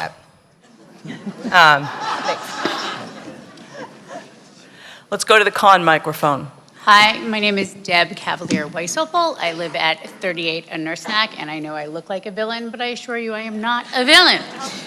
I'm a staunch supporter of an advocate of democratic values, and I'm also a supporter of Ellen Garrison, and everything you have said, I believe. However, I feel compelled to bring this back again to what I think the important matter is with Article 22. While I firmly believe in honoring individuals who have made significant contributions to our community, I also recognize the importance of respecting the autonomy of our school committee and its lawful procedures. The school committee's open and inclusive approach to soliciting public input on the school's name is commendable. The fact that they received what I believe is over 300 unique emails and carefully considered each suggestion demonstrates their commitment to transparency and democracy. Ultimately, they decided to name the school the Concord Middle School after thorough deliberation. I followed their process, and I understand and respect the decision made by the school committee. They followed the established legal framework and their own policy guidelines, which align with Massachusetts general law as well as the Concord Charter. It's crucial that we uphold the integrity of these processes, even when the outcome may not align with our individual preferences. Moreover, attempting to override the school committee's decision would undermine the principles of democracy and local governance. We must champion fairness and adherence to the rule of law, even when it may be disappointing. Further, our commitment to social justice and equity extends beyond individual outcomes to encompass the broader principles of democratic participation and respect for institutional autonomy. Moving forward, it's my hope that we continue to engage in constructive dialogue and support initiatives that promote diversity, equity, and inclusion in our community. While our perspectives may differ, our shared commitment to democratic values should always guide our actions. To the committee, to Dr. Hunter, thank you for all you do. Thank you very much. We had a question raised a couple of speakers ago about the Select Board's decision, questioning the appropriateness of the Select Board's decision to put this article on the warrant, and Mr. Howell will speak briefly to that. Just briefly, I would remind citizens of the annual town meeting schedule, which is usually established in the fall, and accordingly this year, the town meeting warrant opened on Saturday, December 2nd, and closed on Wednesday, January 3rd. The DEI Commission, like many other boards and committees, works through the fall as they develop any issues that they might be interested in. We heard the timeline from Ms. Anderson about the school committee's process, and I would note that they decided that they would have a process around naming the school in mid-December. At that point, the DEI Commission had already proposed an article that would contain the subject of making a recommendation for naming the school. I think it is respectful and appropriate for boards and committees to come to town meeting when they feel there is a question over which the will of the voters might be of interest, and that process and calendar overlapped with the process that the school committee chose to execute themselves, making their decision in February after the warrant had closed, after this article was already on the agenda for town meeting, and that's where we end up today. Well, thank you very much. Let's go to the auditorium. Okay, I'm going to take the pro mic first and then the other mic. I think that's the order in which you stood up. Go ahead. That's you. Yeah, That's I'm you. going, okay. Yes, I want to say that, you know, for several months now, people have been requesting, asking, and I think this article was originally supposed to be urging the school committee to consider naming the school after Ellen Garrison. And you may not know this, but today, the only school named after a woman is the Peabody School, named after Elizabeth Palmer Peabody, who was an educator who opened the first English language kindergarten. Some of you might think Alcott is named after Louisa May Alcott, but it's actually named after Bronson Alcott, her father, who was the superintendent of schools. And he was also a teacher and many other things, a writer, a philosopher, a reformer. And once Peabody is closed, there'll be no school named after a woman in Concord. And I think that's a real step back. Because today in Massachusetts, 76% of the teachers are women, and 39% of the superintendents are women. And I think we saw that in action last night here with Lori Hunter and Tracy Morano when they were advocating for the school budget and answering questions. I never knew who Ellen Garrison was until people proposed naming the new middle school after her. Since then, I've learned a lot about her. Standing here tonight, I want to change the approach a little from why should the middle school be named after Ellen Garrison to ask the question, why shouldn't the middle school be named after Ellen Garrison? It seems that Ellen checks all the boxes. She was born and grew up in Concord in a home that's now an African American history museum, steps from the old North Bridge. She attended and graduated from Concord Public Schools. She marched with friends in the Patriots' Day Parade, just like other kids did a couple of weeks ago. She worked closely from a young age with her mother, who founded the Concord Female Anti-Slavery Society. She grew up to become a school teacher. She focused on teaching newly freed African Americans of all ages. That is wonderful, and I'm going to ask you to stop right there because you are out of time. Thank you very much. Can we go to the next speaker? I just want to ask one question. One more question I want to tell you. I'm sorry, but I have to say this. All right. Ellen died in 1892, and she had to wait 129 years to get a headstone for her grave in 2021 on Juneteenth. So let's not make Ellen wait that long to have a school named after her. Thank you very much. Let's go to the other microphone in the auditorium. And I'm sure that many of you could wax eloquent one way or the other on this question. And unfortunately, we have a lot of people who'd like to do that. So let's try and keep ourselves to the 2 minutes. Go ahead. Ellie Garvey, 25 Damon Street. I'm covering this because I'm not necessarily a con. I have a question. I was going to mention that it was covered. I'm not a con necessarily. We weren't judging. It's fine. Thank you. No, just a question. Just a clarification, really. The vote we're taking is to ask the school committee to reconsider.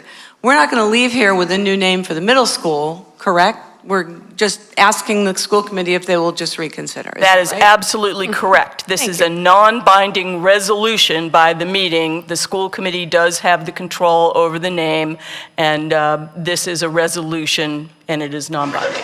Thank you. That's all I want to know. Okay. Let's go to the pro microphone here in the gymnasium, please. Rob Morrison, 63 Monument Street. Mr. Morrison. My wife Liz and I have lived in Concord for 34 years, and our 4 children attended the Concord schools. When our oldest was in middle school, our youngest said her sister goes to the puberty school. Perhaps that's the most accurate name we could choose. I taught middle school for over 25 years and can attest to the power of a name.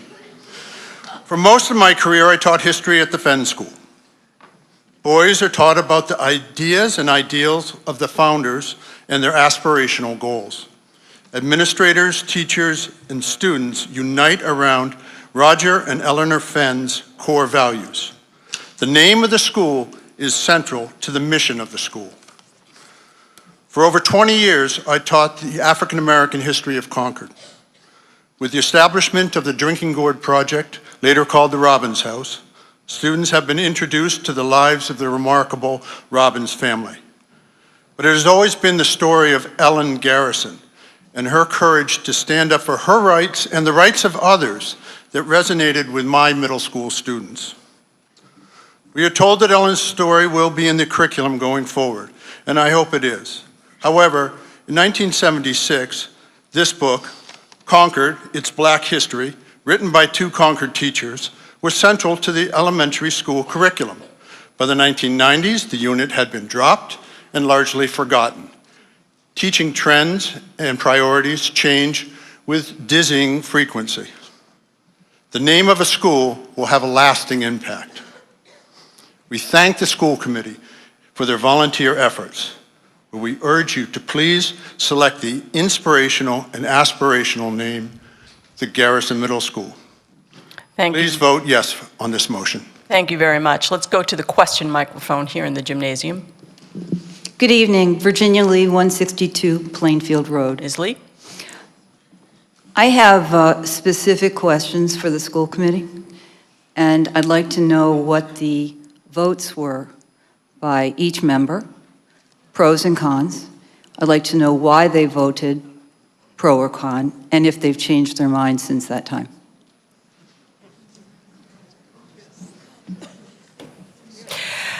I'm not sure that that's relevant to the question before us, because the question before us is a resolution of whether we wish to urge the committee.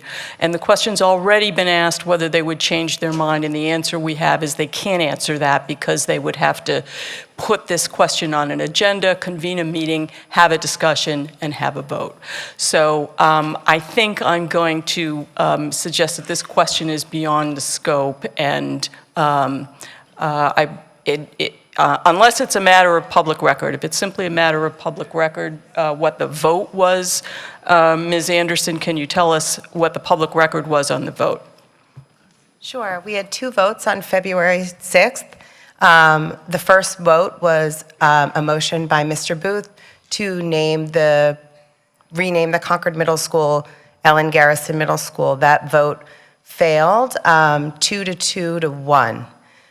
So unless a motion has a majority, it does not carry.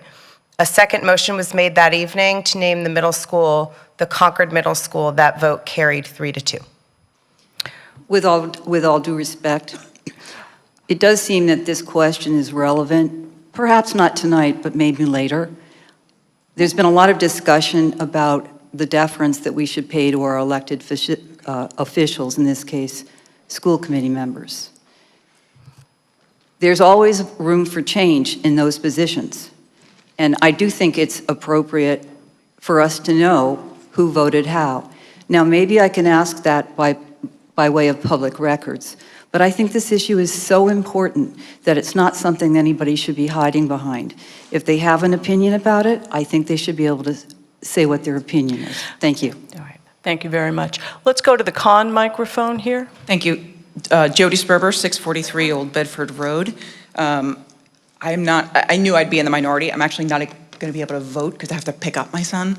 But I will say, I followed this topic very closely, in part because my son is in middle school, and in part because he's a student representative on the Concord School Building Committee. So I hear about it from a number of sides. And from his perspective and his peers, actually CMS is what they wanted, except for P-born, because they're middle schoolers and they like the word P. Somehow this has turned into the conversation on race, but I actually don't think that this question is about race. It's about a public and transparent process that took place over time. As was said, surveys were done, opinion was solicited, and where were the lawn signs before these votes were cast? I think that would have been the time. I've been supportive of naming the school after Ellen Garrison. I think she's, has a phenomenal story that we can share here in Concord. And if that's how it had gone, I would have supported it. It's not how it went, so I support it because it's democracy. And now I'm frustrated, actually, that the debate has been hijacked by a very well-resourced campaign to turn it into a referendum on diversity. And it feels a little bit like we're being bullied to think that if you don't support Article 22, you don't support diversity in this town. And I don't think that that's very fair. I think there's a number of ways that we can support the legacy of Ellen Garrison. And the building is just one. There's a number of dynamic ways, that we could stand up for Ellen. That is not just naming a school, but actually continuing the pursuit of what she did in terms of working for equity and justice. We could put a monument in Monument Square, right? We could name other things after her. We could have an event that celebrates her year after year, something that tourists would see, something that the public would see beyond what the middle school is. So I think we could speak passionately for affordable housing. That's a great way to stand up for Ellen. I think we could continue to do what we did tonight with the MBTA. That's standing up for Ellen. And I think that, we remind educators to keep continuing to say that history comes from multiple perspectives and that critical thinking is important in the schools. So again, thank you very much. Thank you. Let's go to the auditorium. Go ahead, sir. You've been waiting for quite a while. Thank you. I'm Morris Tyler, 216 Westford Road. I'm here to read a statement from my mother, who was going to be here this evening, but she couldn't make it. So this is from her. I was dismayed at the decision not to name the new middle school for Ellen Garrison. My late husband and I moved to Concord in 1958. I am ashamed at never having heard of her. What a wonderful person Ellen Garrison was. The point of naming a school for an outstanding Concordian is to engrave the name in our memories. Children may wonder, who was he? Ripley, Alcott, Thoreau, Willard, Emerson. Children and adults need to wonder, who was she? The answer is a name to be proud of. It would be tragic to lose this chance to commemorate Ellen Garrison. Please don't replace her name with the bland and dreary Concord Middle School. Thank you. Thank you. Let's go to the next speaker in the auditorium. Yes, go ahead. Hi there, Mika Engberg, 62 Church Street. So last night at town meeting, one of my fellow citizens mentioned to the assembly that she's lived in Concord for 30 plus years, which was long enough to recognize that she's a relative newcomer compared to those families who have lived here for generations, fought in the revolution, and she specifically mentioned those whose last names are on the buildings in this town. So frankly, I'm not sure that I agree with giving less weight to the voices of newcomers in town conversations, but my fellow citizen's statement reminded me how much the names on buildings matter. They tell us as a society what and who we value and whose voices we elevate. It is time to add a new name to Concord's municipal buildings, and that name is Ellen Garrison. Thank you. Thank you. Let's go. Do we have someone at the other microphone in the auditorium? We do. Please go ahead. Dorcas Miller, 75 White Avenue. I call the question. No. We got a lot of people in line here. Why don't you come back with that motion in a little while? Let's go to the pro microphone. Thank you. My name is Tui Rogers. I live on 30 Elsinore Street. Mr. Rogers. I've lived here for 28 years, and I serve on the Concord Cultural Council and on one of the 13 subcommittees for the Concord 250th. We of Concord are lucky benefactors of a remarkable junction in history. It's rare when history and circumstance present any of us, let alone a whole town, with such an opportunity. Next year, the nation celebrates the 250th anniversary of the beginning of the American Revolution, the shot heard round the world. And the center for this national celebration is right here and at the Old North Bridge in Concord. Now, the stated mission for next year's quarter millennial celebration, as determined by the National Park Service, is to bring forward those people whose voices have not been heard, people whose race, color of their skin, or gender deemed them ancillary to our history. Also now, amazingly, a recently discovered Concordian is exactly such a person. 2 years ago, I didn't know the name Ellen Garrison, and I'm sure most of you in this building didn't either. But we do now. So here is a stated mission coming to us from our celebration that's going to happen next year. Here's a worthy Concordian emerging from obscurity in our past, and we have a brand new middle school that will be named, well, could be named, in the year of our celebration. Let's seize this opportunity. Next year, the eyes of the country will be on Concord. What we do matters. I am sure the good leadership of our town can see and take up this remarkable opportunity that history and circumstance is handing us. We can still be leaders as we were in 1775 and still be heard round the world. The Ellen Garrison Middle School of Concord, Massachusetts. We understand our past, we recognize our present, and we embrace our future. Thank you. Thank you very much. Let's go to the question microphone. Wilson Kerr, 20 Damon Street. Madam Moderator, I rise with a motion to amend the warrant. Okay, you would like to amend the motion. I think we have a slide with your amendment on it. You can come on up here and speak to your motion.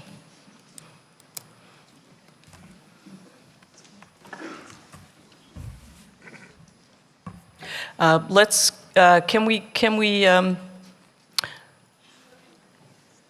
we start the clock at 3 minutes, please? Is the slide up yet? No.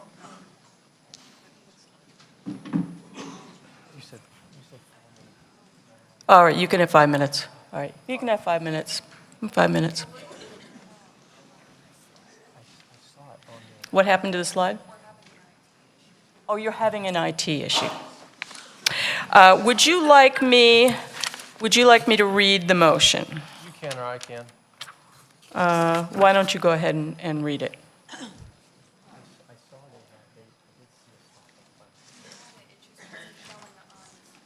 Okay. All right.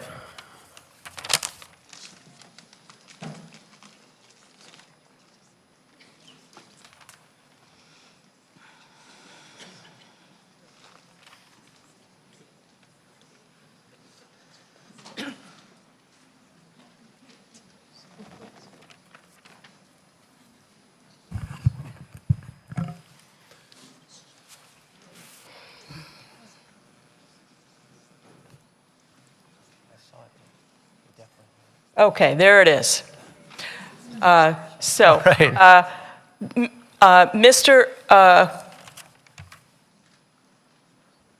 Kerr's proposed amendment is on the screen. Can we have a second for his proposed amendment? I see that we have one. Thank you. Go ahead. Thank you. I'd like to speak to the language of the proposed amendment, but first I'd like to take us back to 1835. On a day when there was a parade in Concord and a little girl was asked by her teacher to march in that parade. And if you read the language carefully, you will see that she told the teacher she was not allowed to march. Her mother hadn't let her march because she had been crowded out of a previous parade. Her mother was worried, Susan Garrison, that Ellen would be bullied. But a teacher persisted, and it's written that Ellen and her mother, Susan, relented. And we know that when Ellen Garrison walked in that parade, she didn't walk alone. She walked hand in hand with a white girl. Her name was Abba. And I imagine that that teacher made that happen. That was a public school teacher here in Concord. So when Ellen marched, she marched hand in hand with a classmate who was strong, I imagine, and tall. She would have been about exactly the same age as my daughter, who is 11. That teacher made that happen, and that was compromise that was reached. And that got me thinking about tonight. Here we are. We have on one side those who very much want to have the school committee change the name of the school from the Concord Middle School to the Ellen Garrison School.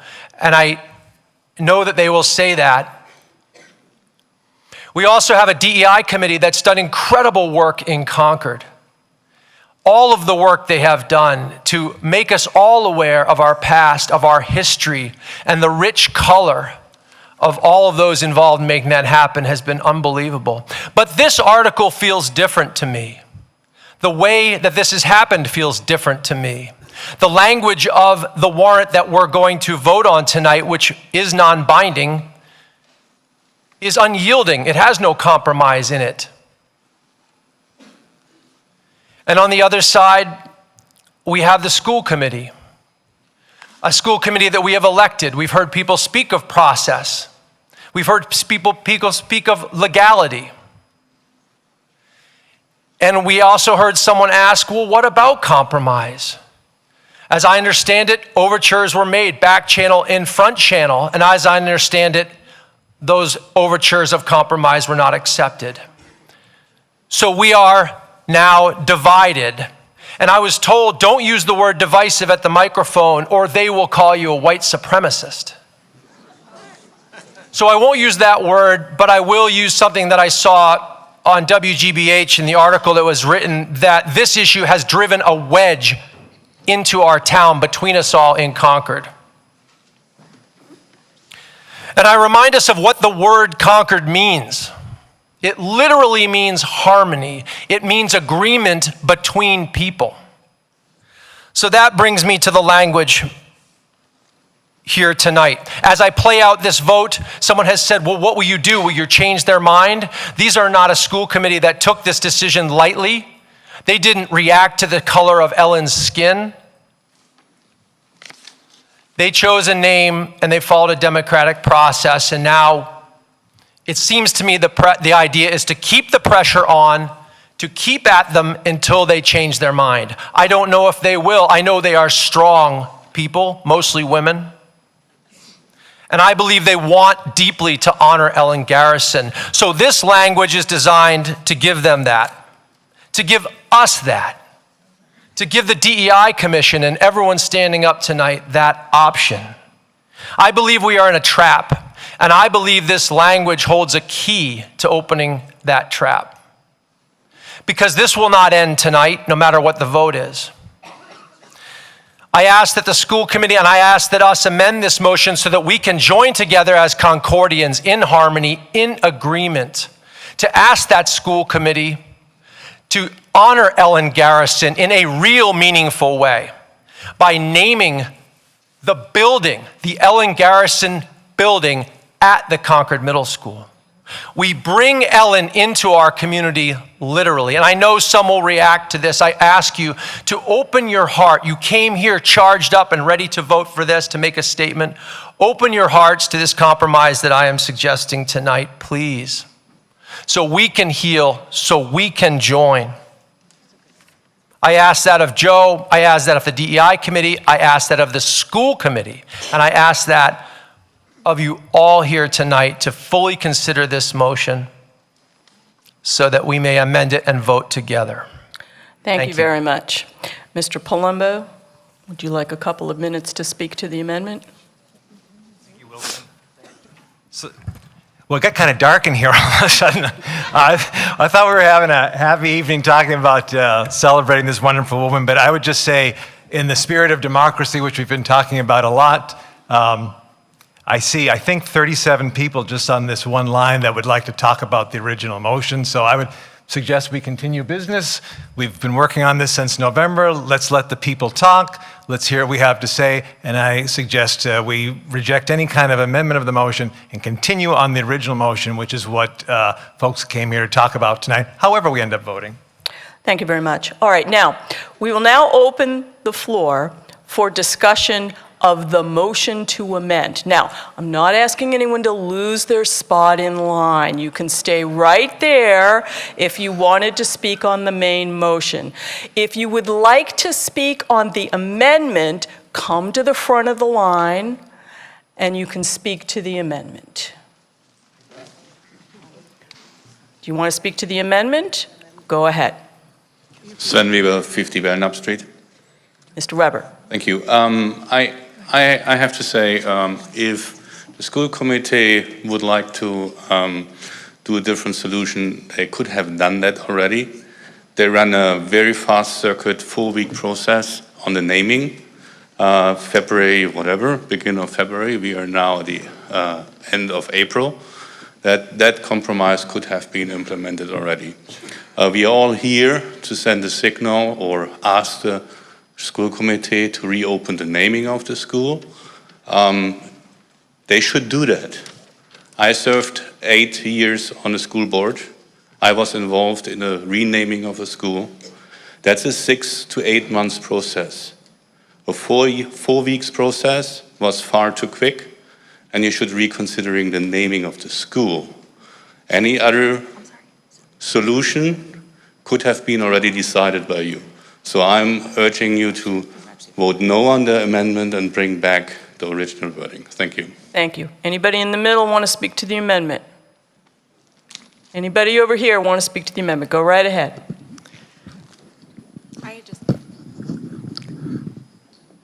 Abby Flanagan, 398 Main Street. Ms. Flanagan. Member of the Planning Board, speaking in my personal capacity. I am usually loath to support amendments at town meeting for a variety of reasons. But one of my concerns with the initial warrant article was that I didn't think naming the school went far enough. And I think the flexibility provided by the amendment gives us a greater chance to honor Ellen's memory. Give me the Garrison Task Force, which is tasked with recruiting and retaining a more diverse faculty and administration. Give me the Garrison Commission, tasked with developing specific action items to remedy Concord's historical indifference to BIPOC women in particular. Give me a fully funded Garrison Excellence and Inclusive Teaching Award for an educator who's gone above and beyond in creating inclusive educational environments for our students. Give me the Garrison Curriculum, where all district students spend a full day each week learning about the legacy of BIPOC Concordians. Give it a month. I see this as a chance to be more expansive in how we incorporate Ellen Garrison's legacy into our schools. I'm the mother of 3 young children. My oldest attends Alcott. My next one will be next year. My youngest one will be at Concord Integrated. And I have to say, a name is a wonderful gesture. I'm not sure my kids know they go to the Alcott school or what that means. They know it's Alcott, but they don't know who that is. And I think given the divisiveness of this and given this opportunity that we have to be more expansive in how we look at Ellen in an educational context, in a community context, I think we could really have the opportunity to provide our kids with a much broader understanding of these issues. And so while usually I'm against amendments, I find some merit in this one, and I'd like to discuss it and move it forward. Thank you. Thank you very much. Would anyone in the auditorium like to speak to the amendment? I believe I have one. Speak to the amendment. Yes, go ahead. I think the amendment's ridiculous. We want to name the school after Ellen Garrison. We don't want to start crossing out middle school or saying, oh yeah, you know, we can name a room after you. That's ridiculous. Just go back to the main thing. This is not an effective amendment. It's like some kind of a cave-in. Thank you very much. Over here at the con microphone, you speak to the amendment? Yes. Go ahead. Tanya Gala, 62 Prescott Road. First of all, the amendment itself doesn't even guarantee that a building will be named after Ellen Garrison. It just lists it there among other options. The second thing is the amendment assumes that the school committee really carried out a good process, whether it was in their purview or not. Did the school committee really think that everyone would come up with the same name? I mean, they asked for a name, 1,000 people signed a petition for Ellen Garrison. I'm not, you know, I'll assume the motion, the amendment is done in good faith, but in other situations, it might be called what's called lip service. So I am against the amendment. Thank you. Thank you very much. Over here, do you wish to speak to the amendment? Go ahead. Peter Lee, 140 Walden Street. Mr. Lee. I have 2 comments about the amendment. The first one is that this is a non-binding vote. So the school committee can do whatever. They could name the building if it wishes after this vote, if we vote in favor or against. So I don't see this as an important amendment that should take too much time, given that so many people want to comment. My second comment is that the speaker previously mentioned political divisions and how this is divisive and politically explosive, perhaps. I don't think so. I don't think that if you vote against Ellen Garrison as the name of the school, it means you're a racist. I don't believe that. I think there are many reasons to name it some other person or name it Concord Middle School. It's fine. But I do believe that it's a great opportunity for us. I, like some of my neighbors, immigrated to the U.S. In my case, in the 1960s, almost 100 years ago, 20th century. And as a 7-year-old child in a school in New York, which was Irish-Italian, I was the only non-white person in the class. My school had 3 non-whites, me, my brother, and my sister, that's it. I go to the grocery store, 100% white, right? So I spent my first 1 or 2 years trying to shrink and not be noticed. I was 1 year older than everybody else because I flunked the entrance exam, so they put me back a year because I couldn't speak English. So I really just tried to disappear. And I think that's the experience of some kids who end up in a place that is foreign, full of people who stare at them. I look around myself, and almost everybody's white here too. But of course, I've had 60 years of very good education, as my kids have had in Concord, and being reinforced in my self-worth, and I felt perfectly fine. And I think that Concord is full of wonderful people, not racist people. Thank you very much. So Does thank you. anyone in the middle wish to speak to the amendment? I have a question. Is it about the amendment? Sort of. So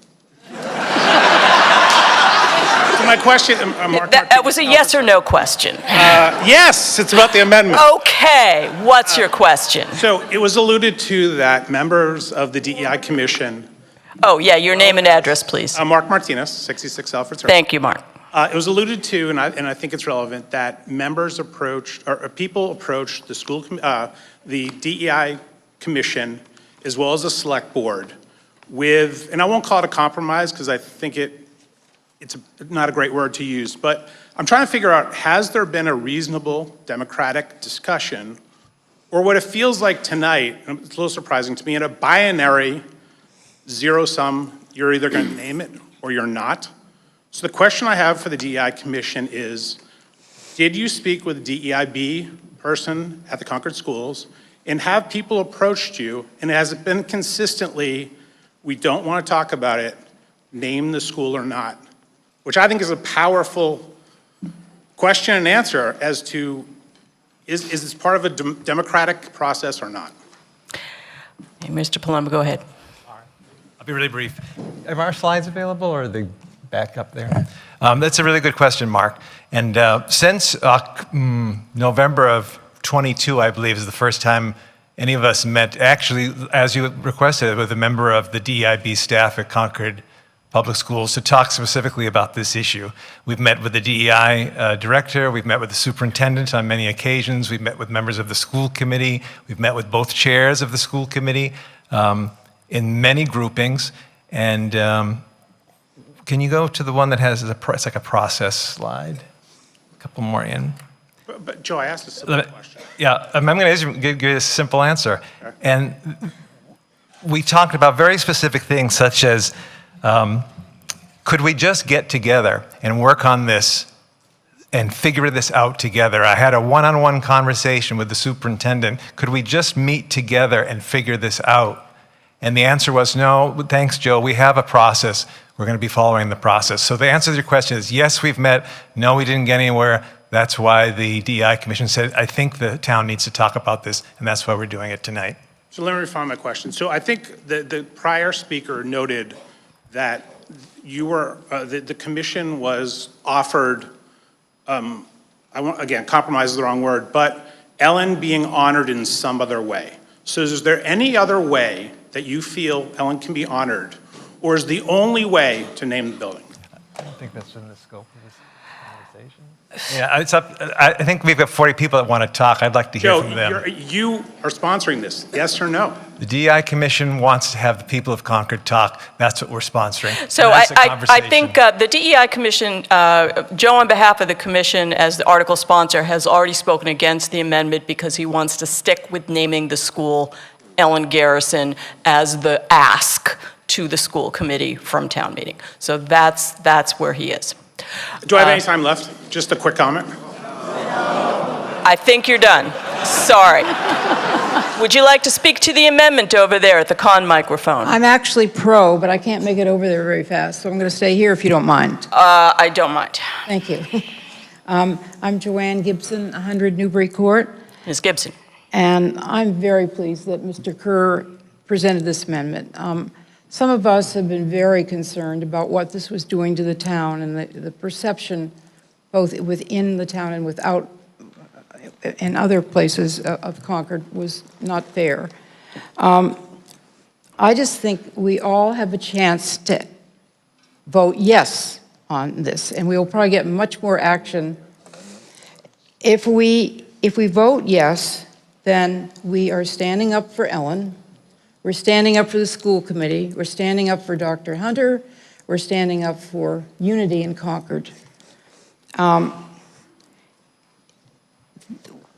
that we should just take this opportunity to end the acrimony. I mean, we do have this opportunity, and it will just keep going on and on otherwise. And it just seems sad that this wonderful town would have this. And today I drove by that school, which I had not seen recently, and it is absolutely incredible, when we should all be proud of it and celebrating it. And on a personal note,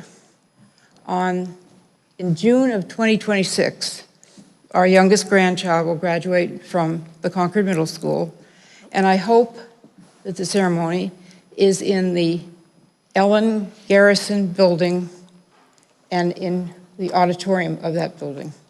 I vote you all, I mean, not I vote you all, I urge you all to vote yes on this amendment. Okay, so I'm going to note that we had a whole boatload of people who still wanted to talk about the main motion.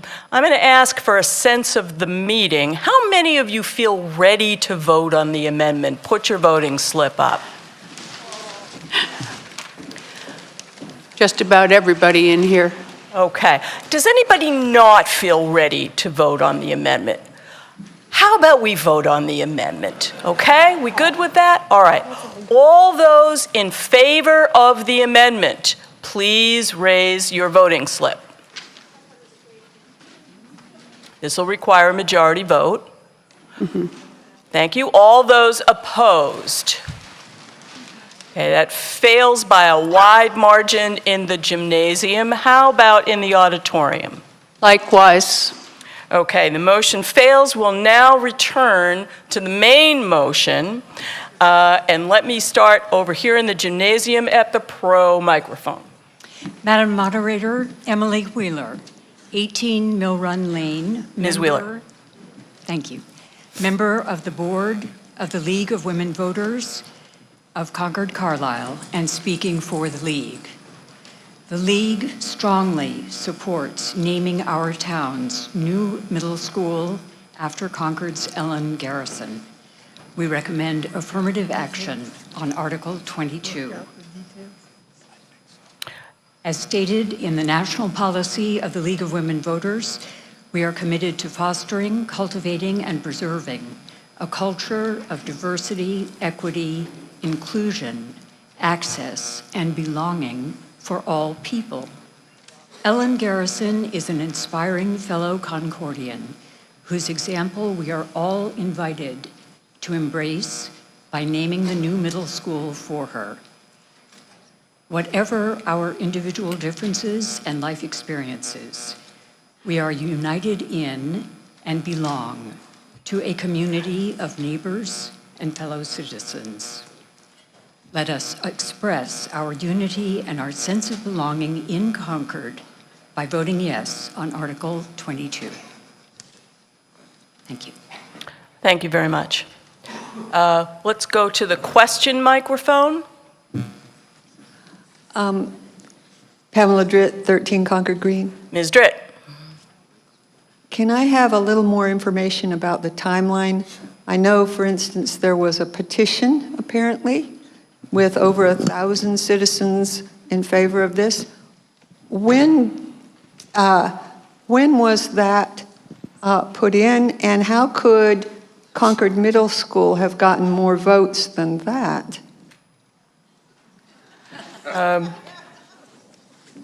Ms. Anderson, would you like to talk about the school committee's process?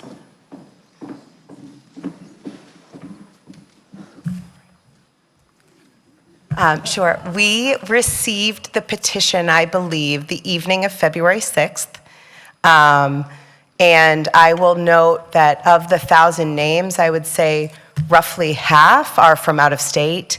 So they're not just Concord. Wait, are they? Yes. Why? How, did they put? Oh, this was on moveon.org, a national platform for petitions.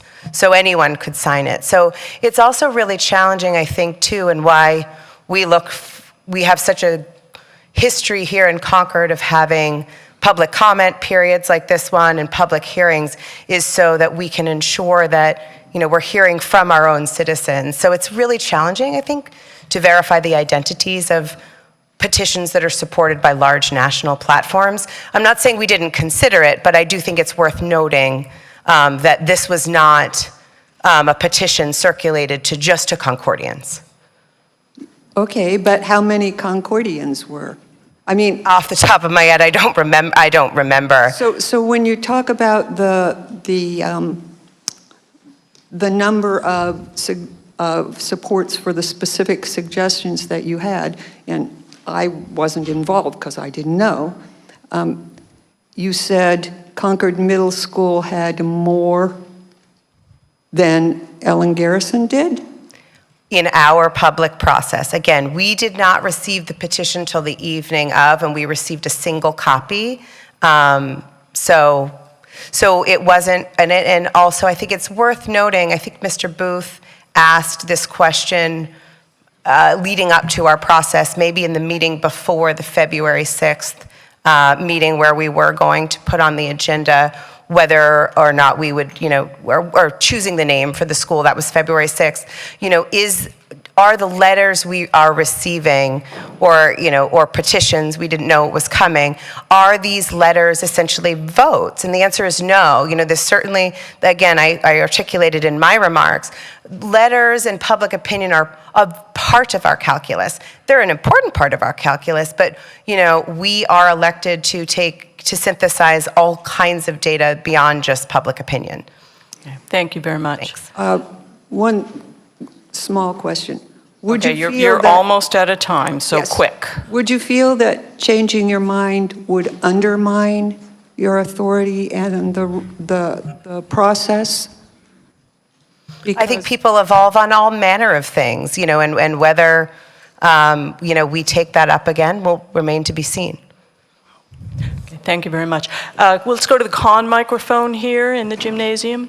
Janice Locke, 95 Spring Road. Yes, ma'am. As one of the slides showed, there were actually quite a few names suggested for the new middle school building.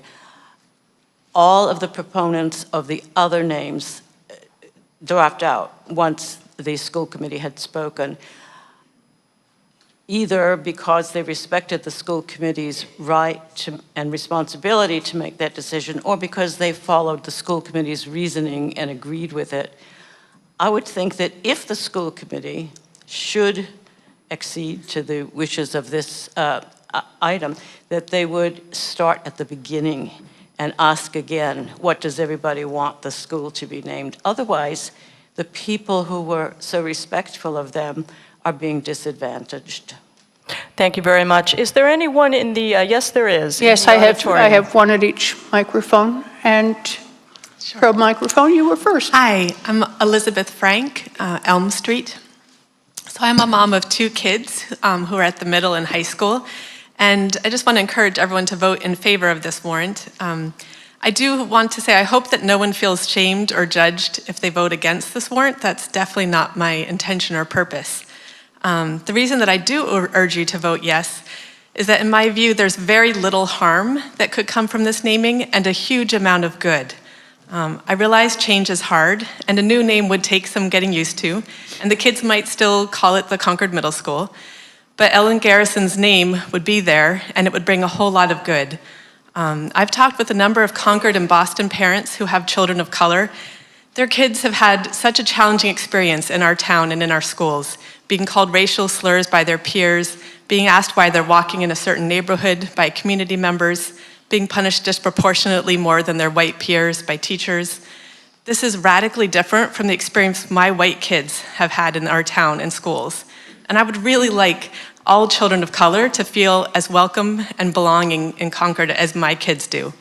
So I feel that naming the middle school after Garrison would be a really meaningful symbol that would reflect our community's desire to make every child feel welcome in Concord. Thank you. Okay, the other mic, please. Hester Brooks, 10 the Valley Road. I have a question. As I understand the timeline, the warrant was already settled and the question regarding the name of the middle school was on it at the time when the school committee voted. And I don't understand if they were aware of that, why they didn't wait for this kind of discussion to take place before voting on the name of the middle school. Is that a question you'd like answered? Yes. Is that something you can answer, Ms. Anderson? Sure. We followed our process. We had been engaged with the DEI Commission for a period of time. We had, long before the warrant came out in the month of November, we had commenced our process. We had started talking about what we might do to advance their request to look at the name. And again, I mentioned in my remarks, we recognized really quickly this was not something we could just have an up or down vote on. We were going to have to open up an expansive process. I'll note that the first letters of public opinion that we got were for people who had been following what we had been doing throughout the fall to say, yes, please, let's commence with a public process. So at the time, that was the feedback we had gotten, and we worked hard to continue to expedite that process. Thank you very much. Now, I'm going to point out that we started this conversation at 8:05, and it is now almost 9:25. So I'm going to ask everybody to think hard. If you're in line and someone's already made your point, you might consider having a seat. I say that every once in a while, and no one ever sits down, It's amazing how many new points there are in Concord. Okay, let's go to the pro microphone here in the gymnasium. Michael Williams, 1284 Sudbury Road. My wife and I have lived here 32 years. We've raised 4 children here, and they've all gone through the Concord school system. I rise in support of Article 22, urging our school committee to name our school the Ellen Garrison Middle School. From spring of 2022 until January of 2024, this was long before there were 22 names. To my knowledge, there were only 2 names that were offered: Ellen Garrison Middle School and Concord Middle School.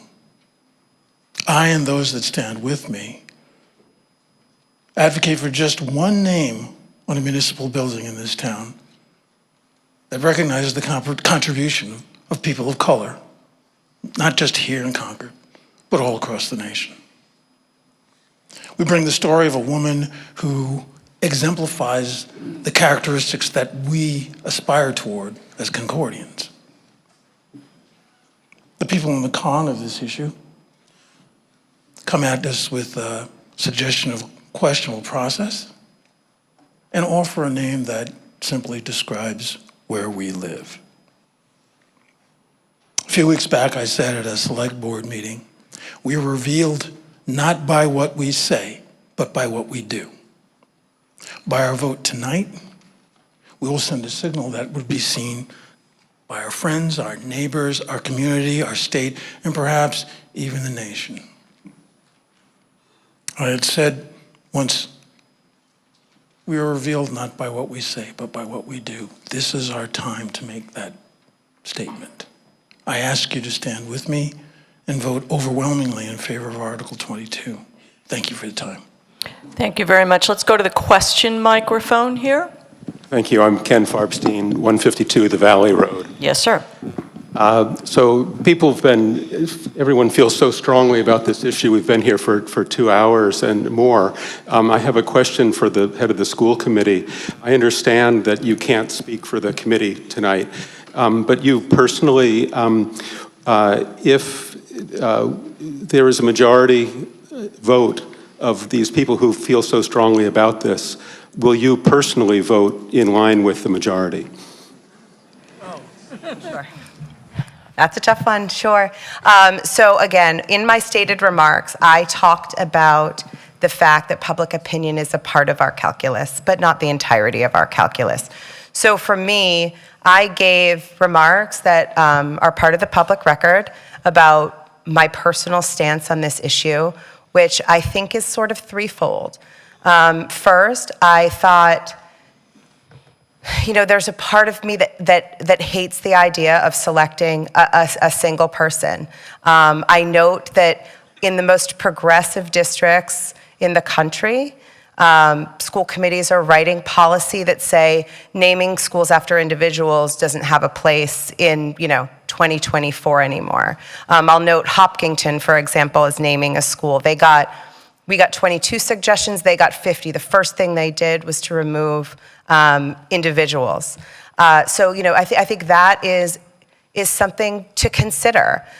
For me, I also noted that, one of the things I urge us all to do is, in Concord, we always look so deeply into our past.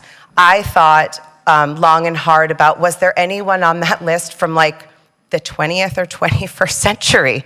And to me, that was important. If we were going to be, we had to name a school after an individual, was that something we should consider? Oh, geez, I'm timed on this. And then finally, for me, it's interesting. Our elementary schools are named for individuals. That's because we have 3. You can't name them all Concord Elementary School.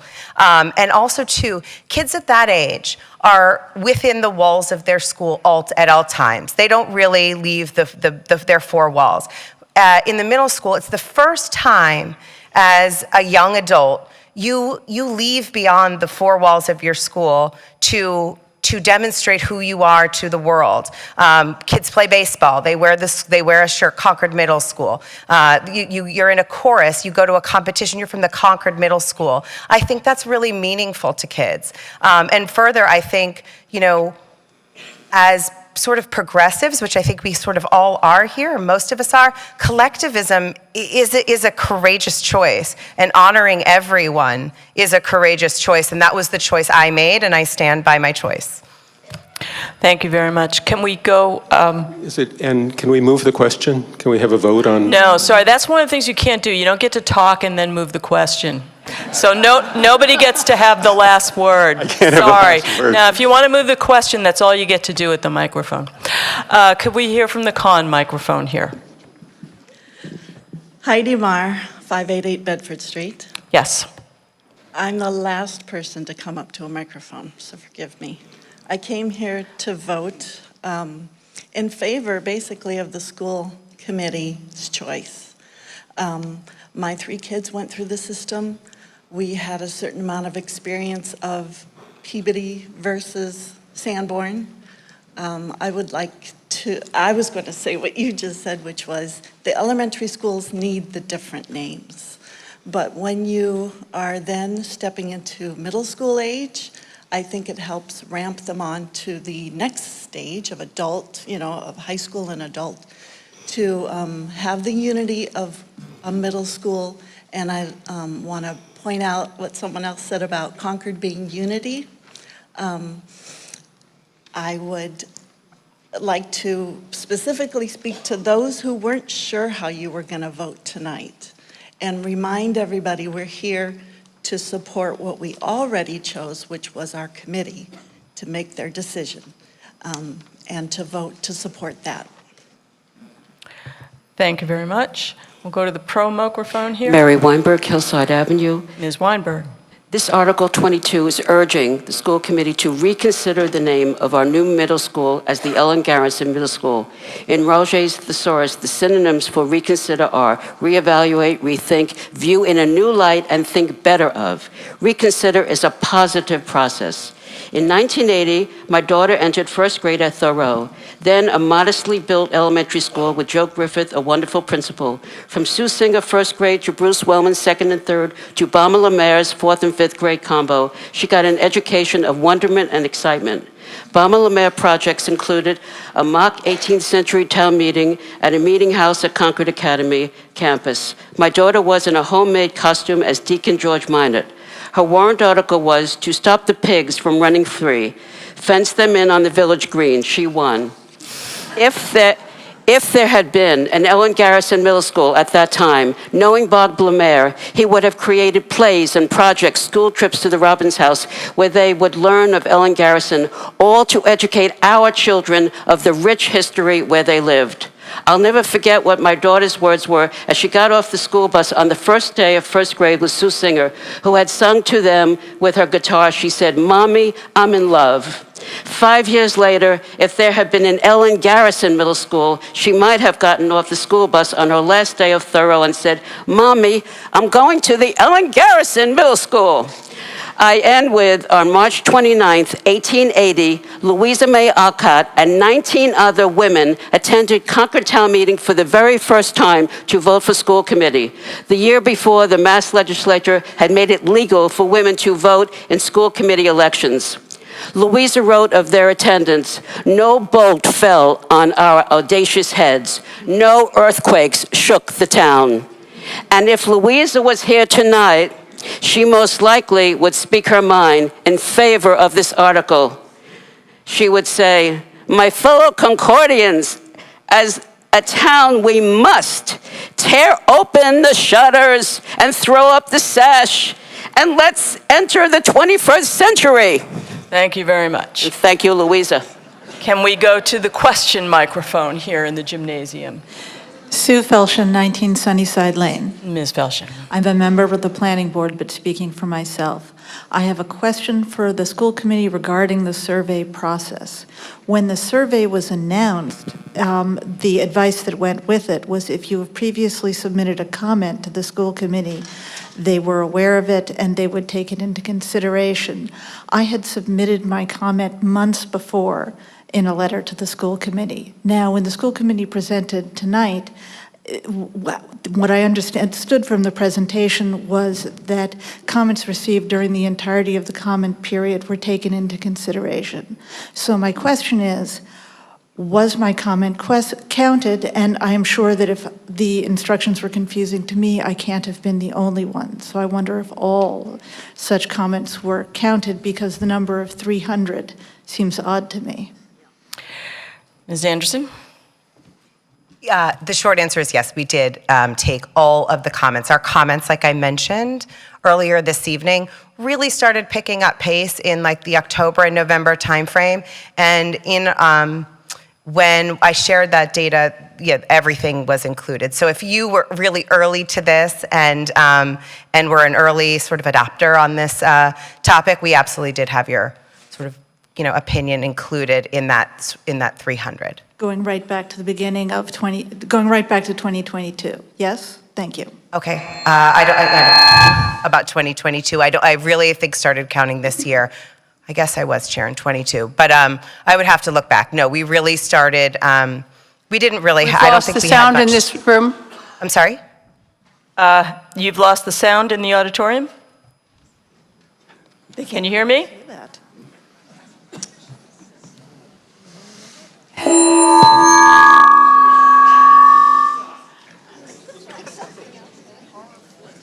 Jazz, how we doing?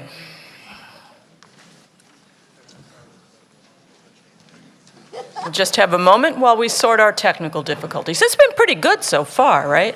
Except for the absence of Wi-Fi.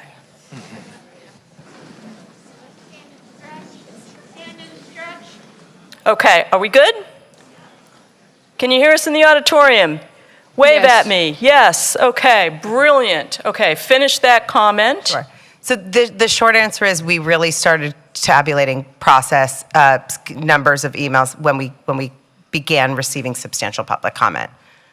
So yes. Thank you very much. Okay, do people need to stand up for a second? Stand up for a second. We're going to go to the con microphone here, and then I'm going to go to the auditorium. Sir. Thank you. I was going to say that we have several people in line Yes, here. we're going there next, Ms. Flay. You, sir. Yeah. Peter Marr, 588 Bedford Street.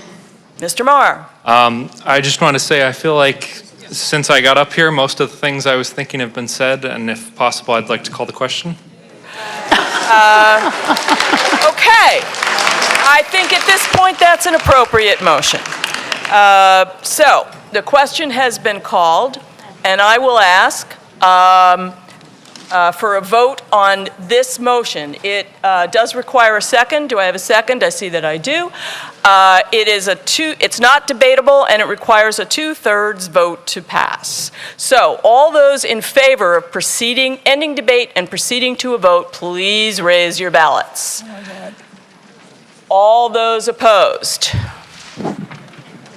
All right, well, that's an overwhelming majority in here, definitely well more than 2/3. How's it look in the auditorium? Well, I don't know what the people in line are thinking, but I did see one vote no. Okay, so one vote no and all the other votes yes. That sounds like a successful motion to call the question. So we will now proceed to a vote on Article 22. Would all those in favor of Article 22 please stand up and raise your voting slips?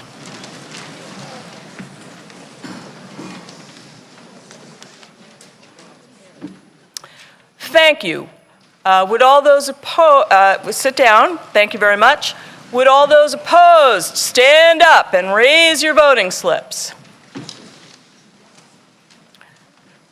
Okay, well, that is an overwhelming majority by which the motion passes under Article 22 here in the gymnasium. What's it look like in the auditorium? It was well over 2/3. Okay. The motion passes, and I do so declare. Do you have a point of order, sir? Do you come to the microphone? That microphone right there. Right. I'm sorry? Well, hang on, people, because we're asking for a count of the vote. Do you doubt my calling of the vote? I'd like it for the record for the school committee to know what the count is. Well, I'm not going to do that. If there was doubt about my calling of the vote and we had 7 people who wanted a standing count, we would do it, but otherwise we really cannot. I think that the school committee was able to see what the vote looked like the same as everyone else could see it. So, especially because they're in front and they're looking at everybody else. Okay. All right, so we still have time tonight, and we will move on now to Article 23.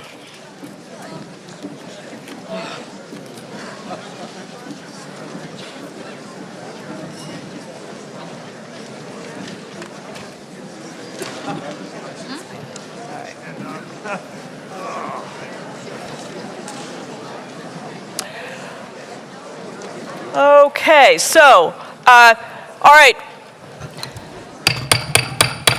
Folks who are leaving, we still have business to do here. Kindly, if you must depart, do so quietly. Thank you. We have the motion on the screen here. And the motion is that Ms. Anderson moves that the town take affirmative action on Article 23 as printed in the handout. And the handout is, it's a half a page.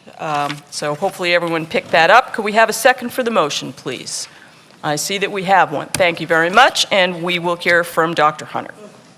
Thank you. And I appreciate everyone still attending to how we're going to fund the schools and not just what we're going to call them.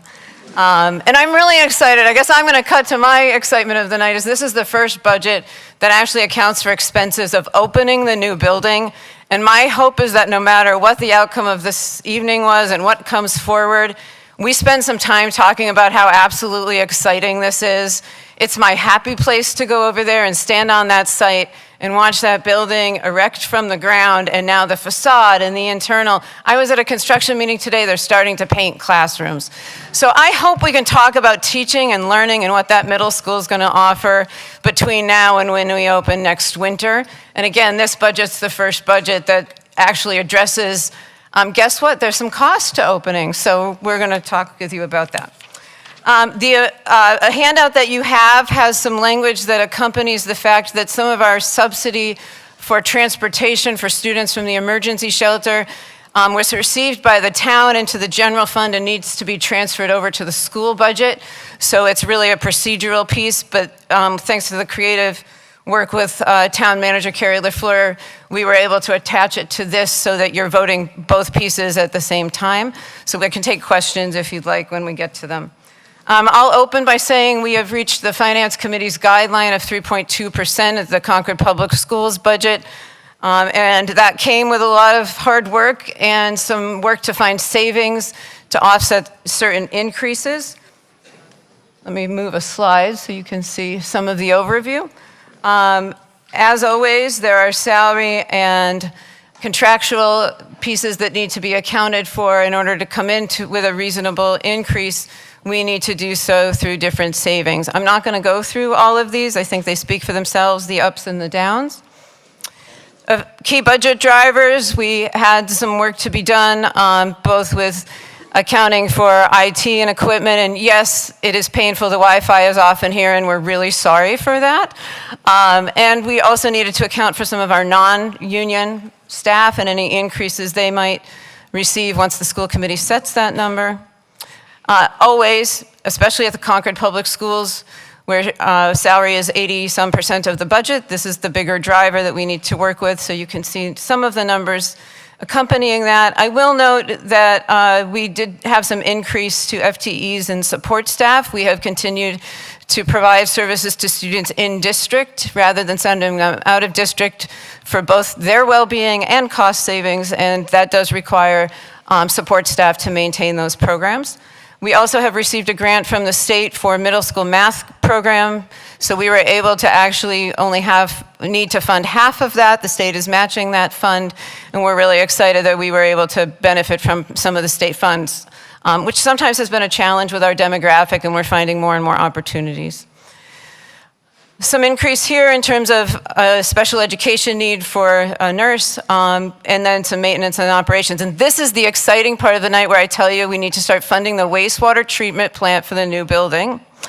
And we're starting to project those costs. This is a prorated amount based on the fact we won't be in for the whole entire year next year. We've also projected out electricity. There's a whole story to that because it's eventually going to be a net zero building. We may not operate that way initially if the solar is not up and ready. So a lot of moving pieces as we are in two worlds in 3 feet, 3 camps next year, eventually 1, and trying to really manage the operating costs of 3 different facilities. Other key budget drivers, we're phasing out an early retirement program that we started several years ago and some minor costs in fixed assets. Out of district tuitions, these are always, can be very significant. We are right now having about 16 students out of district in the Concord Public Schools, which is a really, really number we're proud of because of what we're now able to do for children here. That does come with cost savings to the town, and you can see we continue to lower that number. We are using some of our circuit breaker subsidy from the state and the federal IDEA grant, which is typical for us, and we're maintaining healthy numbers there, which is why we could get to guideline. Just a quick note on the emergency shelter. Most of the students from the shelter are attending the Concord Public Schools. They're young, and most of them are at Willard. Due to healthy subsidies from the state, which I get to say very infrequently, we have yet to actually tap the budget for in-kind services, and we're able to cover most of the additional needs through the state subsidies. And sometime I'd love to tell you what a joy that work has been for us in serving the children at the shelter. And when we talk about multiple needs of housing, we're living it in terms of families of all kinds, both who live in Concord and at the shelter, who are in need of more diverse options. I wanted to note that our COVID monies are fading out. We must spend them all by the end of September, so you can see we've been doing that and fading them out with only minor increases to the operating budget for any staff that we needed to allocate through the pandemic, and as that fades out, that is incorporated in without any great cliff that other districts have been facing this spring. And that's the real high-level view after a long evening of the Concord Public Schools operating budget at guideline 3.26%. Thank you. Thank you very much, Dr. Hunter. I will note that the Finance Committee and the Select Board both recommend affirmative action on Article 23. And I will now open the floor for comments and questions. And I see that we have someone at the question microphone right there. Mary Weinberg, Hillside Avenue. Ms. Weinberg. I have a question. Whether or not the school budget is included in the increases in our tax bill that Mr. Patel spoke about yesterday. Mr. Patel, can you answer that? Parashar Patel, 397 Sudbury Road, speaking for the Finance Committee. The 7.9% increases in the median tax bill per year that I spoke about does incorporate not only the budget that Dr. Hunter just presented, but also both the school and the town projections of their expenses. So it's 7.9% per year between now and 2030. Okay, so just my fourth grade math, okay, because last night I didn't quite understand it. So I took $10,000, say that's my bill, and I multiplied that by 7.9, right? Mm-hmm. And okay, my math isn't perfect, but so I got $10,790 the first year. Yep. And then each year, from $10,790, it would go up the next year, year two, $11,641, year three, $12,560, year four, $13,541, year five, $14,600. We're originating before the 5 years, my tax bill was $10,000. So over 5 years, I would have paid $50,000, but now with the 7.9%, I'm paying an additional $13,132, and I didn't add in the hundreds. Is that correct? So even though I'm a member Well, I of the mean, I Finance didn't mean my Committee, math, but I mean because I think a few the people. concept is correct. So Okay. it's 7.9%. Okay. Each year, increasing each year by 7.9%. Because a few people I spoke to thought it was going to be 7.9% and then stay that, not change. I wanted to make that clear. I don't know if this is appropriate to the warrant article for me to ask the question. Well, you can tell me whether it's appropriate or not. When we voted on the middle school, we were told that the vote on this is going to increase your tax bill by $1,300 or whatever. They didn't mention it's going to increase if you had $10,000, if your tax bill was $10,000. They didn't mention that it's going to increase your tax bill if you pay $10,000 by $13,132. I don't know if this is appropriate to ask now. All right, Ms. Weinberg, I think that the Concord Middle School was talking only about a particular debt and how much that debt service was going to increase people's taxes. Right. What the Finance Committee is talking about is how the overall operating budget increases will impact people's plus debt service. Plus the debt service. Yeah. And the 7.9% includes the increases that will come from borrowing the remainder of what is necessary to build the middle school. Right. So it includes both. So, and then I won't, because we've been here a long night, so I just, does this supposedly $13,120 solely come from the two schools, or are other things included? So the 7.9% tax increases you're talking about? Or? Yeah, does that come from, and No, like I it's said. from everything, town, Okay, school expenses, debt okay. service, everything. Thank you. Okay. Thank you very much. Let's see. Do we have anyone in the auditorium who wishes to speak? I do not see anyone standing. That doesn't mean they don't want to speak. Question microphone. Corey Atkins, 5 Concord Green. Ms. Atkins. I apologize because my attention has been more on the national politics than local for the last 5 or 6 years since I retired. Do we really only get 7% from the feds and the state for our system? Because yesterday I wrote a note down, that the whole school system is 93% funded from our local taxpayers? Sounds about right to me. Has that increased or decreased? So we haven't benefited as much from some of the Student Opportunity Act and other efforts at the state level that other districts have, partly because of the demographic and partly because of how they wrote the formula. We're always watching that. We're getting moderate, small increases along the way. I wouldn't say it's been anything that's changed that percentage dramatically over time. You can hear how excited I am to become eligible for some grant money along the way. Oh, I get it. So it's a small amount, but we're grateful for everything. Well, considering how much we contribute to the state coffers, I'll find a way to get the breakdown over the last 10 years, because that is way too small. We'll leave you to it, Corey. Thank you. Thank you very much. I don't see anybody else who wishes to speak on Article 23, which suggests to me that we are ready for a vote. Would all of those who are in favor of Article 23 please raise your voting slips? Thank you very much. All those opposed, please raise your voting slips. That is near unanimous in the gymnasium. What does it look like in the auditorium? Very near unanimous. All right. The motion passes by a near unanimous vote, and I do so declare. We're going to proceed next to Article 24. I just want to pause and make a note, though, to the gentleman who asked, could we have a count? I'll just mention that for Article 22, we had 973 voters checked in. So that's roughly how many people voted on that article, so that gives a sense of what the vote was. Just thought I would mention that. Go ahead with Article 24. I think we have the motion on the screen.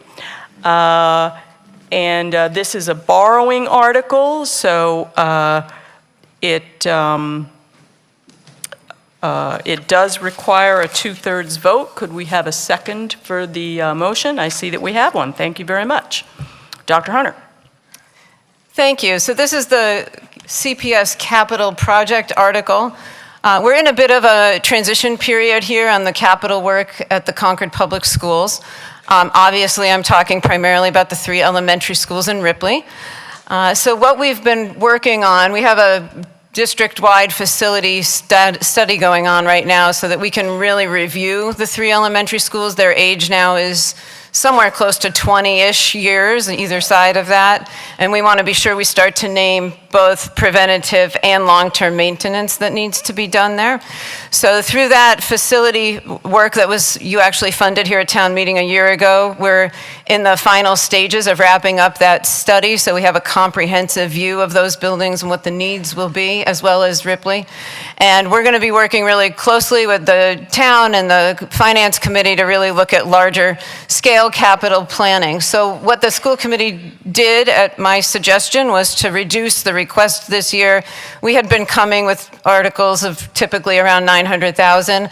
We've really just prioritized these few things because of the ongoing review work that's happening. So we are today bringing forward a request for $200,000 for the Thoreau campus. A year ago, you funded a campus feasibility study over there.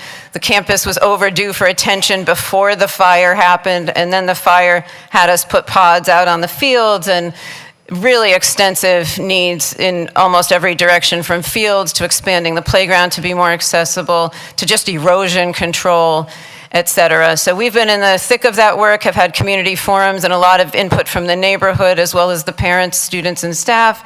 And we have a schematic design of a multi-year vision. We have a $200,000 donation out of an estate that was left to us that can contribute to the work. We have this $200,000 should it be approved, and we will be off to a really great start to some of those improvements, with the intent that whatever remains, we would not need to come back to town meeting, either potentially looking at CPC or private donations. So we're hopeful you'll support this so we can take this vision that's evolving at Thoreau and help us to execute that fairly timely. The Alcott fire alarm system is a safety need. We've been band-aiding that for just about a year now, and it's in full need of repair with both the alarms and the reporting system. And finally, there's a 20-year-old dump truck that has been managing to help plow the schools for the last 20 years, and whatever else we needed, we are at a place where it's not reliable, and we want to be sure that we can maintain the sites and both do landscaping and other work, and especially the snow removal, so we're able to get in during the snowstorms. So this year's request is $446,000. And we're hopeful you'll support that, with the knowledge there'll be a bigger picture plan evolving over the next year along with the town. Thank you very much. You still have 1 minute and 46 seconds. Would you like to keep talking? I think we're all ready for a shorter Okay. I will note that the Finance Committee recommends affirmative action on Article 24. I have in the Finance Committee that the Select Board was going to report at town meeting. Have you guys taken a vote? And affirmative action? Okay, the Select Board also recommends affirmative action. And we'll now open the floor to questions and comments, and I see someone at the question microphone here in the gymnasium. Yes, Sven Weber, 50 Belknap. Mr. Weber. Thank you. Just one clarifying question. I see a dump truck there, and again, I'm a member of the Public Works Commission, but speaking on my own behalf. If you're buying dump trucks at Public Works, would it make sense to borrow trucks and help each other out and save some dollars? Yeah, and obviously, Carrie's welcome to join into this conversation. We work very collaboratively with the departments. We both do have some of our own equipment, though, so we can maintain our own needs, but we certainly call on each other to support when those needs arise that, would benefit from collaboration. So, yes, and we both maintain a certain level of our own equipment. Thank you. Let's go to the pro microphone here in the gymnasium. My name is Brad Dye. I live at 1019 Main Street. Yes, sir. I hope that the motion is voted affirmatively. I would like to take this opportunity to save my neighbor from Concord Green the trip up to this microphone and prayerfully ask the school committee to do all you can to replace a vehicle that took you 20 years to get full use out of, to make sure that you really look into getting an electric vehicle, not only for that truck, but for every vehicle in your fleet. Thank you, Madam Moderator.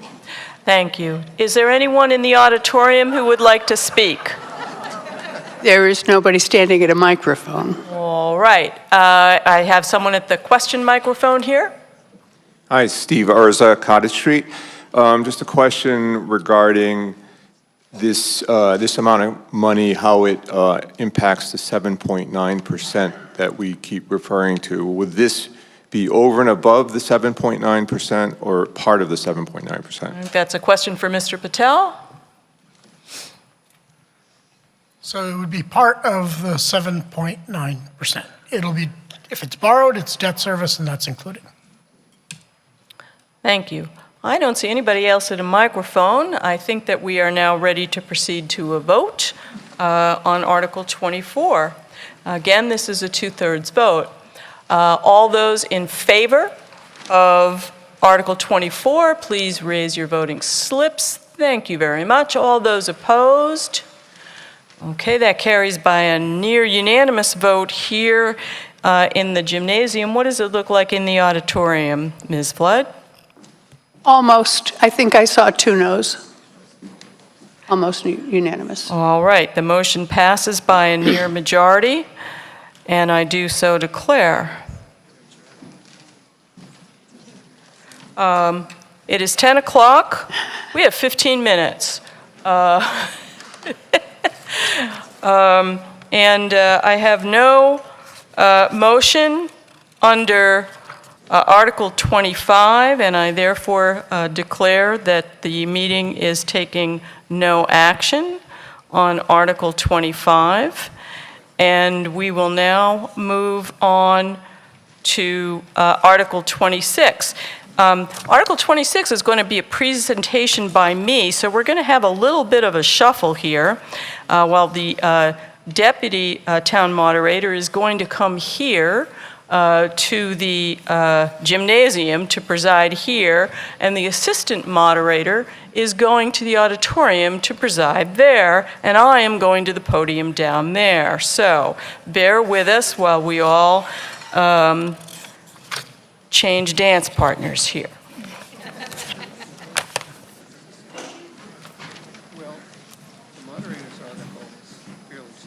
You all want to stand up for a minute just while you're waiting. I know you've all been sitting for a long time.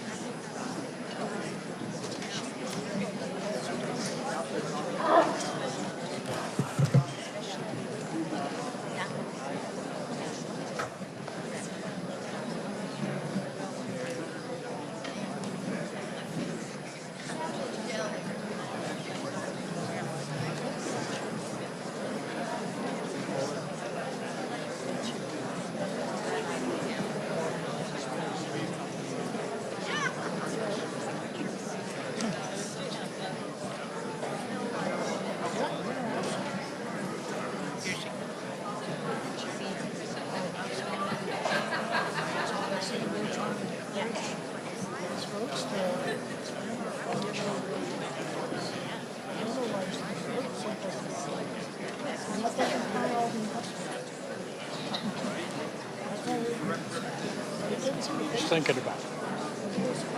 Carmen. I don't get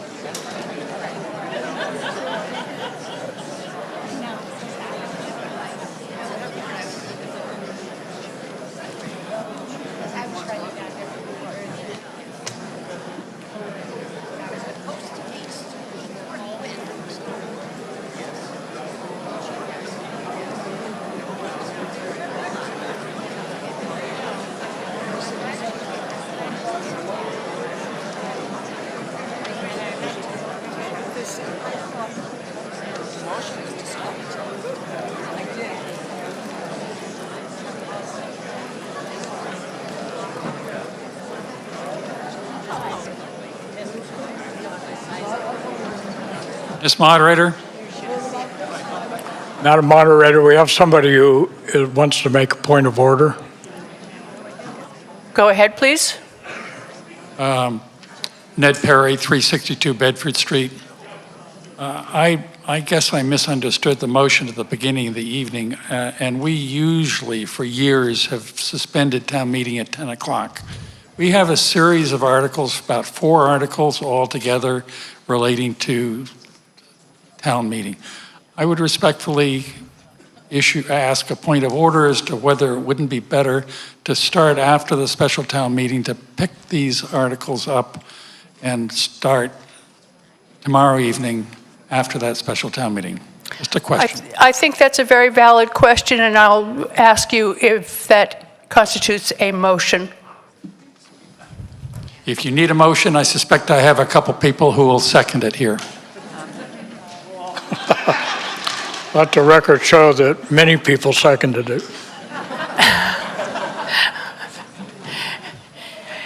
All right, have we had the motion in a second? I'm laughing. Well, let's.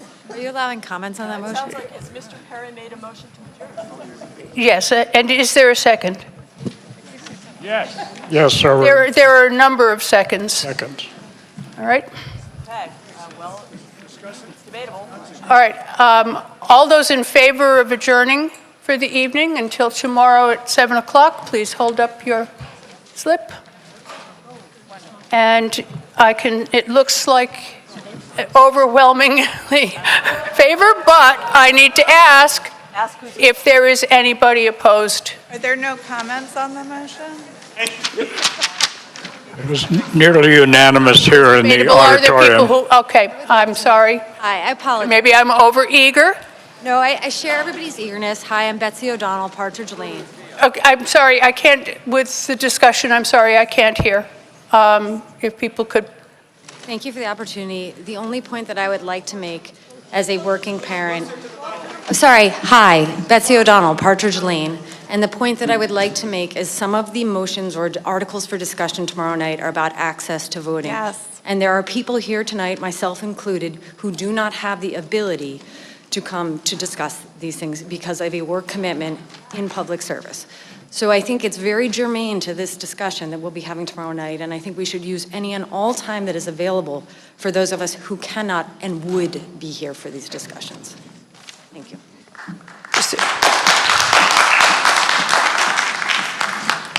Holly Gibbons, 602 Bedford Street. I want to echo my neighbor's comments. I've been here for 2 nights. I think it's ironic if we dismiss the meeting tonight before we have any opportunity to discuss virtual participation.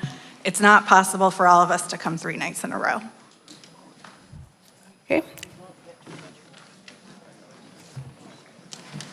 No, we will not be getting to the other articles. Only this one tonight, if we start this, because the original motion, or the original was to not take up any new business after 10:15. So we would only be doing the first and not the second and third articles that relate to town meeting. Are there any other comments, questions? I don't see any. We have someone in the auditorium. Go ahead, please, in the auditorium then. So I'm tired too, just like everyone else. I'm Heather Packard from 38 Black Duck. But I also have sat through 2 nights because I wanted to vote on virtual and other ways to make this meeting more accessible. And I also have a work commitment tomorrow night. So I think it is very important that we get a chance to participate sometimes on the very topic that is relevant to this conversation. Anderson. At the question mic, please. I think it would be a wonderful example of, to the school committee, to Her name, yes. Pamela Dritt, 13 Concord Green, to reconsider in light of those persuasive comments. Yes. Okay. I did not declare one way or the other on the real vote. From the pro mic. Yeah, I wanted to echo those thoughts as well. We've been here for 2 nights. Name- This was, yes, Dave Mackey, 28 and Drive. Okay. We've been here for 2 nights. This was one of the main things I personally, my wife, we wanted to weigh in on and to vote on. Coming back a 3rd night is difficult when you have young children and work commitments and so forth. More importantly, admittedly, we were 10 minutes late getting here. I don't really know how 34 got moved up ahead of these, but we spent an hour on that, and now we don't have time to talk about this tonight.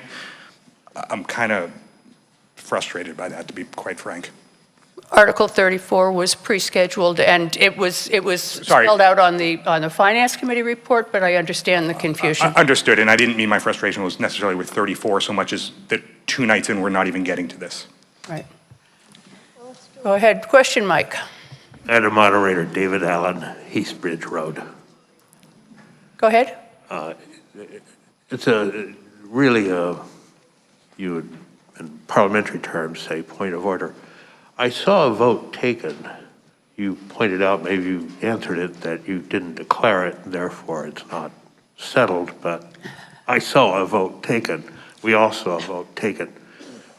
Either we're going to do that or we're not. I think that's the question. There were a lot of people who were interested in leaving, but I had not asked for the no votes at that point. So I do see somebody in. We have a speaker in the auditorium. Go ahead, sir.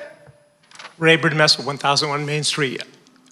I do not believe this next item has been actually addressed. You said you were moving around to start it, but it has not been raised. I think that Mr. Perry's motion is proper.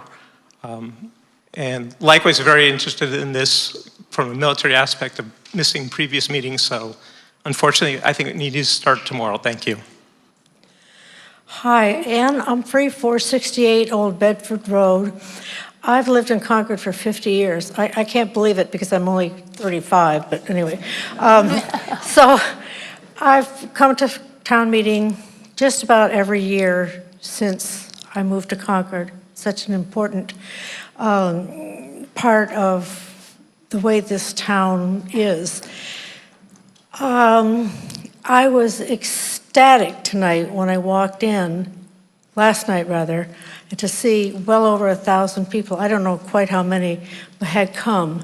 And I thought, I remember some years when maybe there were 350 and 400 people at town meeting, and we discussed whether we were even going to have to go to some other form of town meeting, like representative, because nobody was showing up. Excuse me. And I was also very, very excited to see that there were not just the gray heads that were here, but young people. So I think that we should give a chance for the families who have gotten babysitters and put aside other work things to come and spend 2 nights. It used to be that we were able to spend 3 nights, but people didn't have quite the obligations, I think, that they do now. So I would hope that we would go ahead for the sake of the younger folks and hope that they'll come back year after year. Thank you. All right. Anybody else at a microphone? All right. The motion we have in front of us is whether to adjourn now or essentially to move ahead with Article 26 tonight. All those in favor of adjournment?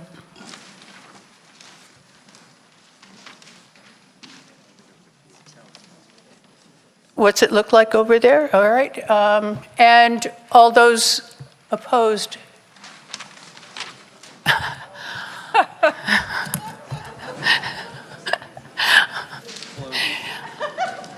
I can't say that it's a clear vote one way or the other. Would stand? Yes.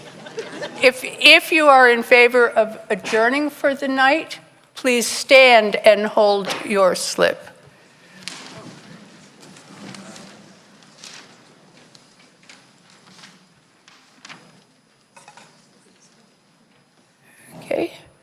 And if you are opposed to adjourning for the night, I think it's a majority in favor, well, opposed to adjourning and in favor of continuing. What does it look like in the auditorium? I think a slim majority to continue the meeting. All right. Well, in that case, moving ahead with Article 26, 27, town meeting? 26. Ms. Rees moves that the town take affirmative action on Article 26 as printed in the warrant. Go ahead. Thank you very much. Article 26, and I should tell you, I'm Carmen Rees, 52 Devon Street. Article 26 asks town meeting to create a study committee to investigate ways to make town meeting more inclusive, effective, and responsive to the needs and desires of the town. Why should we do this now? Well, it's been 30 years since we had an in-depth study of the town meeting process, and there's sure been a lot of changes in society and technology in the last 30 years. And just a look at the warrant and the number of citizen petitions on town meeting process will tell us that we've got some issues to discuss.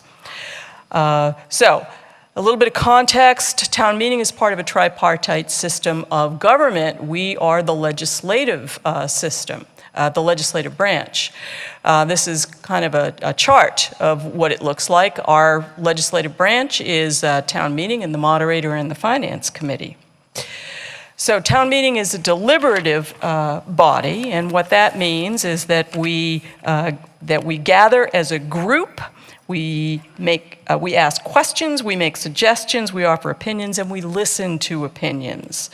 We have limited options in the state of Massachusetts on what kind of legislative process we can have at the town level. We can have open town meeting, representative town meeting, a town council, or a city council. All of these would be open to us here in Concord. A little bit of history, we have had open town meetings since colonial days here in Concord. Our town charter in 1956 affirmed keeping open town meeting. We studied open town meeting last in depth in 1996. We reaffirmed keeping open town meeting as our form of legislature in the 2013 town governance study. The 1996 study that was done on town meeting made a number of process recommendations on how to improve the town meeting process. These were by and large implemented. The study also made some other recommendations, and you can see some of these we've tried: convening on a Sunday, providing child care, transportation for senior citizens. We did not go to holding 2 town meetings a year, one in the spring and one in the fall, on the theory that those would be shorter meetings that would make it easier for people to attend.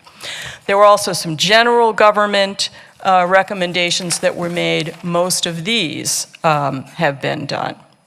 There were a couple of recommendations for further study. These were not undertaken. One was to look at a limited referendum option, that is, a vote at the polls after a vote at town meeting. And the other was to look at limited proxy voting. If you can't come, if your husband can't come because he's watching the kids, can you have his voting slip? That's the question. Some of these kinds of things you'd clearly need special legislation in order to be able to do. Since the 1996 study, we have tried some additional modifications. We had a little foray into electronic voting.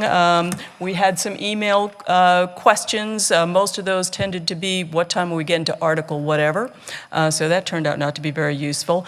We tried QR codes, and then the Wi-Fi didn't work. So, we've tried a few different things.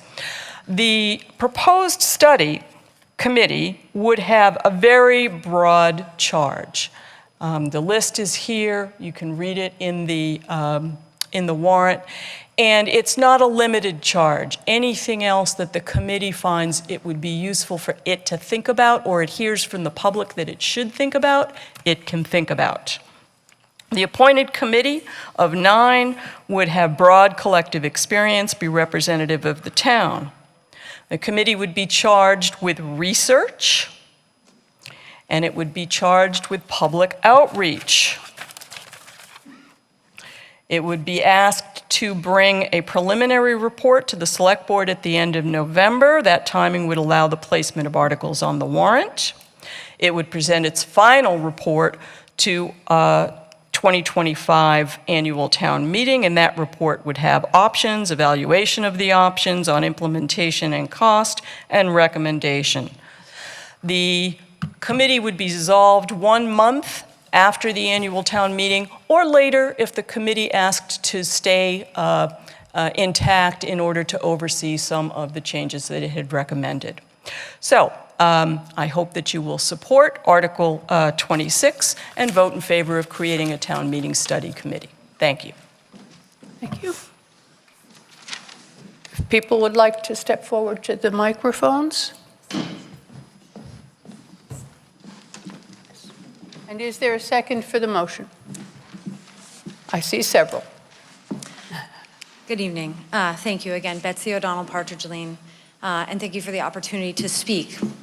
I am 49 years old, and I am coming to you after a 10-hour day of work. I have not eaten dinner, and I do try to minimize my carbon footprint, so I biked to and from work and didn't have a chance to shower either. That is how important this meeting is to me. I have 2 children who have attended these schools since kindergarten. They're currently in these schools. When they were young, I was a fellow. I was making less money than my own nanny and moonlighting 1 night a week. On a good day, I saw my kids 3 hours a day. I did not attend town meeting because it was a choice between my children or supporting my children. And I think this is a very important question that we need to reevaluate. As I look across this room, it does not, to me, represent the demographics of this town. And when I think about how critical the upcoming election is, and when we talk about voter suppression and disenfranchisement, I ask myself, am I able to participate in something that is important to me? Do I have access to voting privileges? And so I support this notion to evaluate this committee and this process to make sure that we do ensure that all people in this town have the opportunity to participate in town meeting as they wish to do. Thank you. All right. You have a question, sir. Yes. Mark Martinez, 66 Alfred Circle. So the last time we had the report, the report noted many citizens, quote, many citizens are reluctant to be seen to take an unpopular position at town meeting and are also reluctant to initiate the present procedure for secret ballot. Accordingly, and this for me is the most important part, they feel disenfranchised from the process. So 30 years ago, our report told us many voters are disenfranchised. Now, if this were a patient or if we were consultants and this were a company, we would advise the company, you're not listening to your customers. In the last 20 years, voter attendance has markedly gone down. In the last 10 years, the average amount over the last 10 years has been 7%. So we have decisions being made by 2%, 2.5%.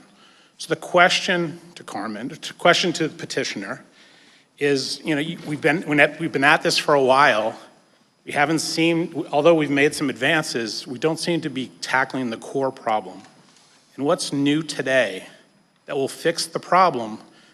We just had an election, we got 31%. We should be able to get 10% of our voters to town meeting. 10% is 50 and 100. Our goal should be to make town meeting as welcoming, inclusive, and representative as possible. And I hope all the initiatives are really to drive attendance to town meeting, because I think we would benefit by it. So it was a question, Carmen, as far as what we can do to supercharge attendance. Okay.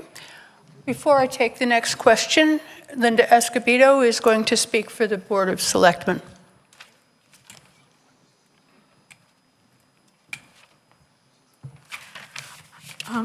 Go ahead.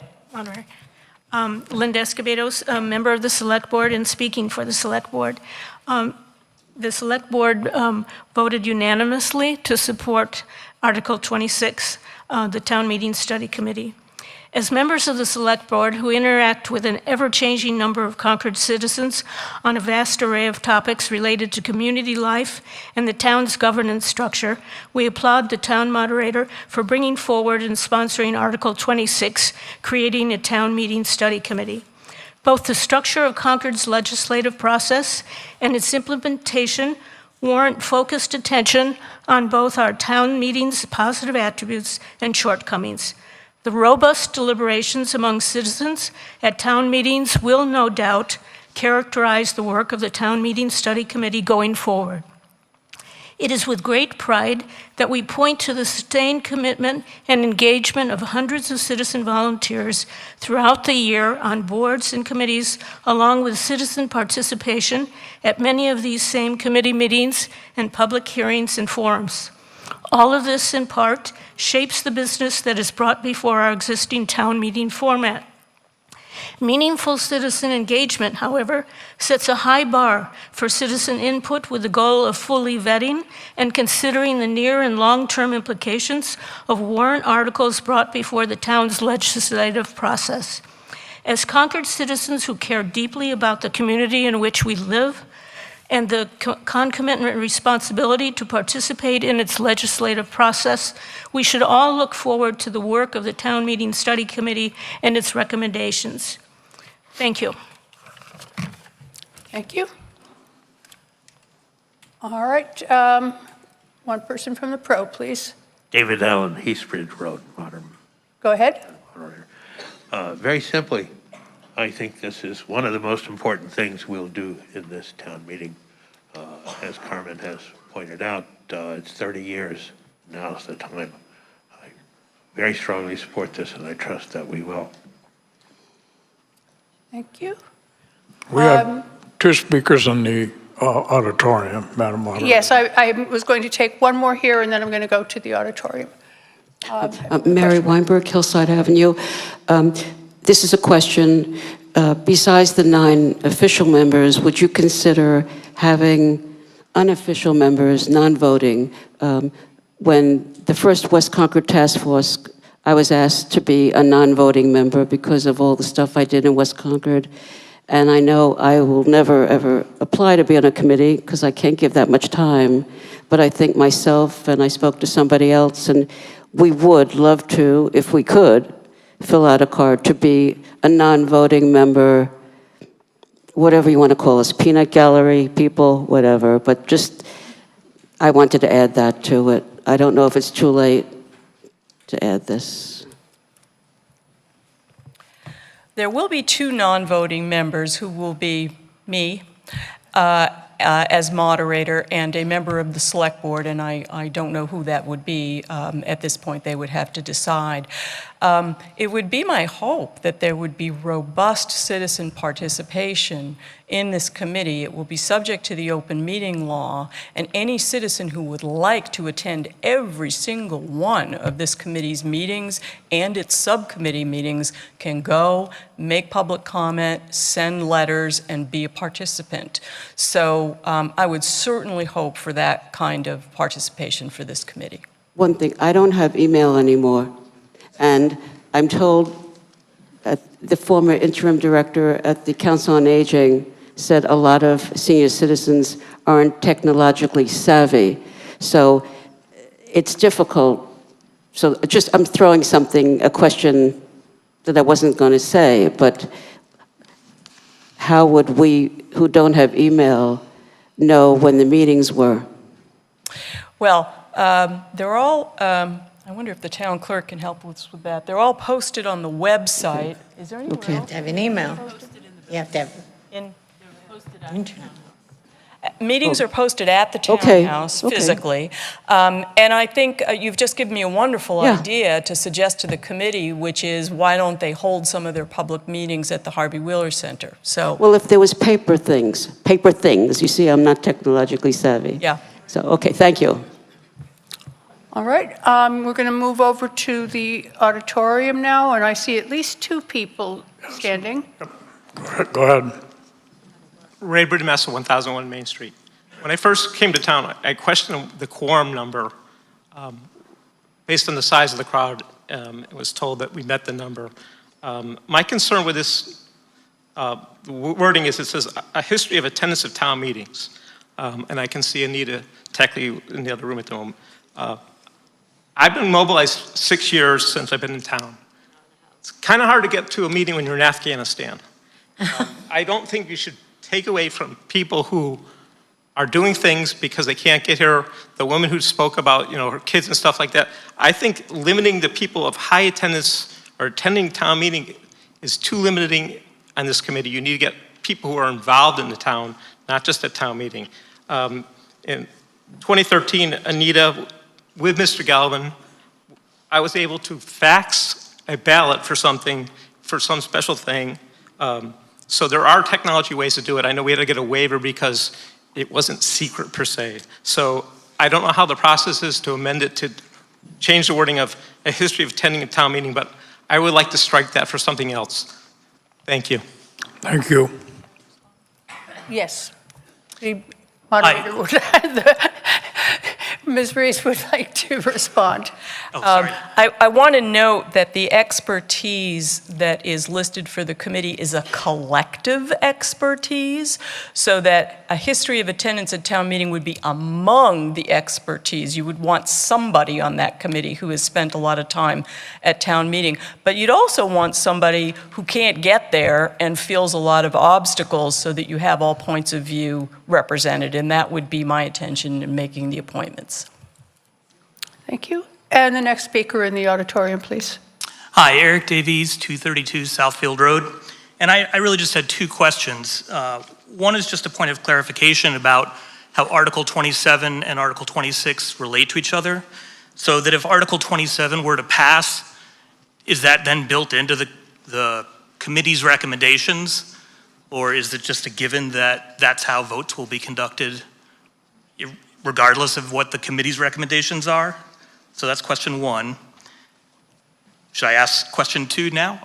Yes, yeah, please. All right, question two is, given the sort of catch-22 that a number of earlier speakers pointed to, in that you have to come to town meeting to communicate the fact that you usually cannot get to town meeting, is there any current mechanism for essentially voting on something like Article 27, but done as a special election or a referendum?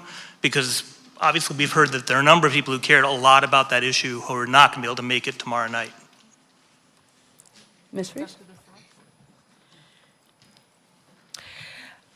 So the first question, Article 27 is the one that relates to electronic voting.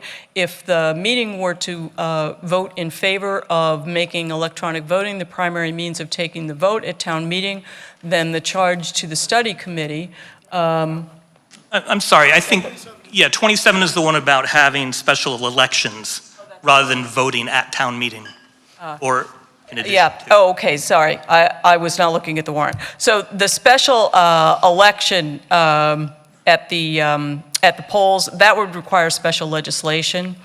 So that would be something that would be on the list for the committee to look at, but it's not something the committee would be able to implement. And with respect to the, there are a lot of rules on what you can put on a ballot, and it's up to the select board to put things on a ballot. And I am not the expert at that. That would be the town clerk. So some things can go on a ballot and some cannot. I can tell you that we've had opinions of council in the past that have suggested to us that in order for a town to put anything on the ballot, there's got to be a statutory or a constitutional authority somewhere to do it, or in the charter. So you'd have to find the authority to put that on the ballot, and I'm not sure where that would be. All right, thank you. Okay. One other question, then I guess it's a follow-up, is I know tomorrow night's session is supposed to start with the question about the battery. Is Article 27 what will come up immediately afterward? As I understand it right now, yes. Okay, thank you. Okay. I'm trying to remember what order people stood up, so I'm going to take the pro microphone next and then come over to questions. Go ahead, please. Corey Atkins, 5 Concord Green. I'd like to start by thanking everybody who worked here tonight because this is an extraordinary process. This is a friendly suggestion to the committee, if we set it up, that you work in concert with your legislative delegation from day one so that they can also work with MMA, as you can, as this committee can, because Concord isn't the only town in this situation. My daughter spent $120 last night on a babysitter to come. The reason why she doesn't often do that, because I'm the babysitter. That means I can't come. So you're taking up extraordinarily important issues and complicated ones because of the technology that's available. But the older we get, the less good we are at it. So I applaud you and really encourage you to work with your legislative delegation so statutes can keep up with what the towns are proposing. Thank you. Thank you. And to the question, Mike. Anita Techley, 260 Virginia Road. I'm somewhat liberally standing in front of the question because I'm going to start with a comment. First of all, thank you for the warrant article, but for the very comprehensive charge. And I guess I was a bit surprised until I actually read it. It does appear as if the charge is included in the vote that we're about to take. And I guess I'd like a confirmation of that first, because I do have a question about the charge. Go ahead. The motion is to print, the motion is to take affirmative action on the article as printed in the warrant, and the charge is included in the warrant. Okay. The charge itself, I think, is fine. I really seriously question the deadline of November 30th of 2024. It's such a comprehensive charge, 9-member committee, lots of research, lots of commitment to public process, public hearings, and writing a draft report by the end of, something enough to bring to the select board by the end of November. I just don't think it's realistic. Over the years, I've either staffed or been part of too many task forces to count, and 6 months is just not enough time. The point is well taken, and I didn't envision that the committee would necessarily have a written preliminary report, but they would have a summary of where they were, focused in particular on warrant articles that they were thinking about in case there was anything they wanted to get into the 2025 annual town meeting warrant. That's really it. But the full report wouldn't be due until town meeting, which I think next year is going to be in May instead of in April, because we have a lot going on in town in April, so. Yes, we do. Okay, next question, please. Oh, yes. I'm Tracy Zellman at 88 Ledge Rock Road. Microphone. Is it on? Okay, I'm Tracy Zellman, 88 Ledge Rock Road. And I'm actually a member of the board of the Council on Aging. So when the lady before mentioned that she's doesn't have email, not computer literate, I need to say that we're very sensitive to that, but I also know that the Concord Bridge goes to every household now, and it has a calendar of the town meetings. So that this is an important vehicle that would let those sorts of people know when these meetings happen and let them choose to attend.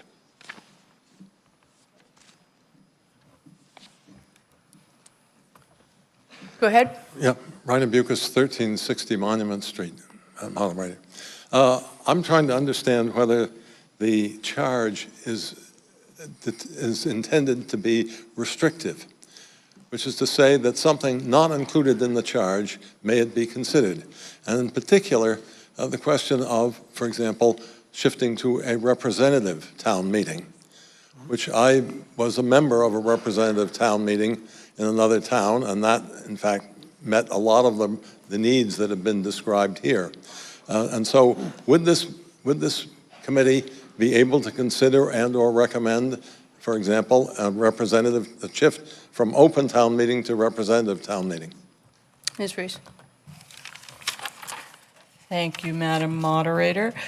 The charge to the committee would include any additional areas the committee finds relevant to its charge. And that would include changing the form of our government to representative town meeting, town council, or retaining open town meeting with some changes. Thank you. I must admit that this hour I didn't get past LMN. All right, back to the pro mic, please. Madam Moderator, Amrit Kumar, Old Marlborough Road. Just a clarification, I'm supportive of this article. I'm sorry, I did not catch your name. Amrit Kumar, I'm on the Finance Committee, I'm speaking for myself. Thank you. This committee, I'm supportive of it. I just want a clarification similar to the last one. Is it my understanding that any recommendation coming out of this committee is going to be subject to state law as it is right now? It's not going to include anything like Article 28, which is remote participation, or are the recommendations allowed to be outside of the purview of state law, which is currently what controls town meeting? I see Mina looking this way as well. Go ahead, Ms. Reese. Okay. I would say that if there is a particular special legislation that the committee would recommend that the towns seek to allow us to do something that's not permitted currently under state law, that would be a thing that the committee could recommend. Sorry, just to follow up in that case? You can lift that microphone up a little bit. I really can't. I'm a little bit hard of hearing, so. Only if you tell me I'm tall. You are. So the timeline which you recommended, therefore, is that the recommendations from this committee get on the warrant.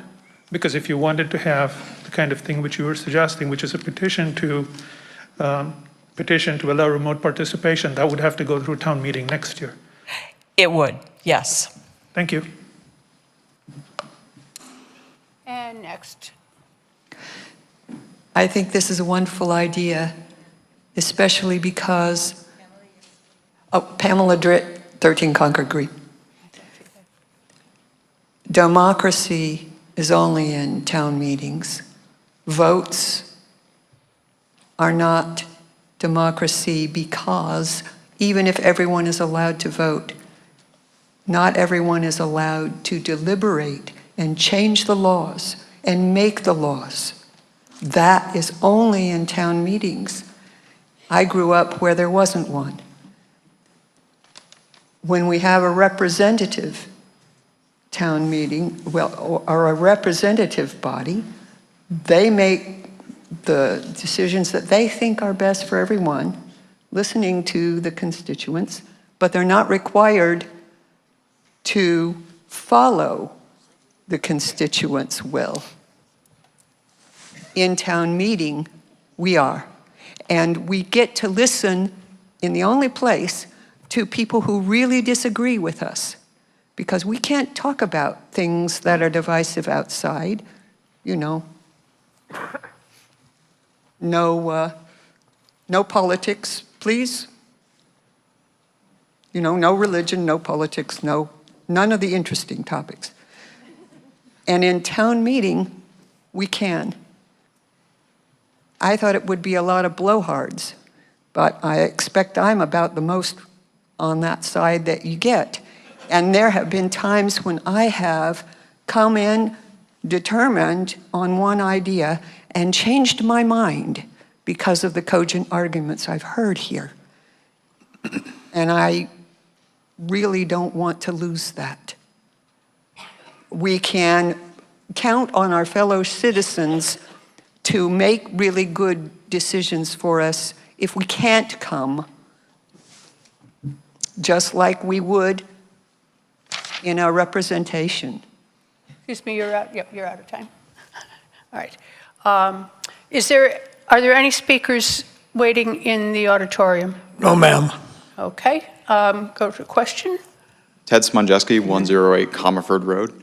I'd like to call the question. Is there a second? There are many here. All in favor of calling the question? Anyone opposed to calling the question? There was obviously an overwhelming majority here. How about in the auditorium? I think it was unanimous. Oh, the moderator is reminding me I need 2/3 on this. I know it was over 2/3 in this room. Unanimous is over 2/3. Unanimous is over 2/3. All right, that means we're going to bring it to a vote. All those in favor, please raise your slip.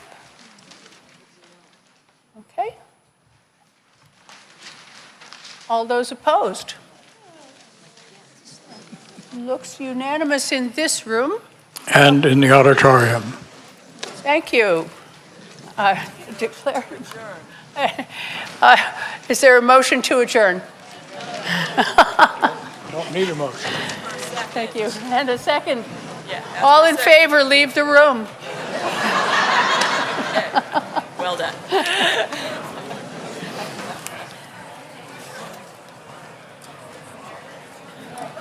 Okay. Well, I spent the last half hour thinking I'm off the hook for tonight. Yay. We didn't have to do a paper I know. Yeah. So in case I never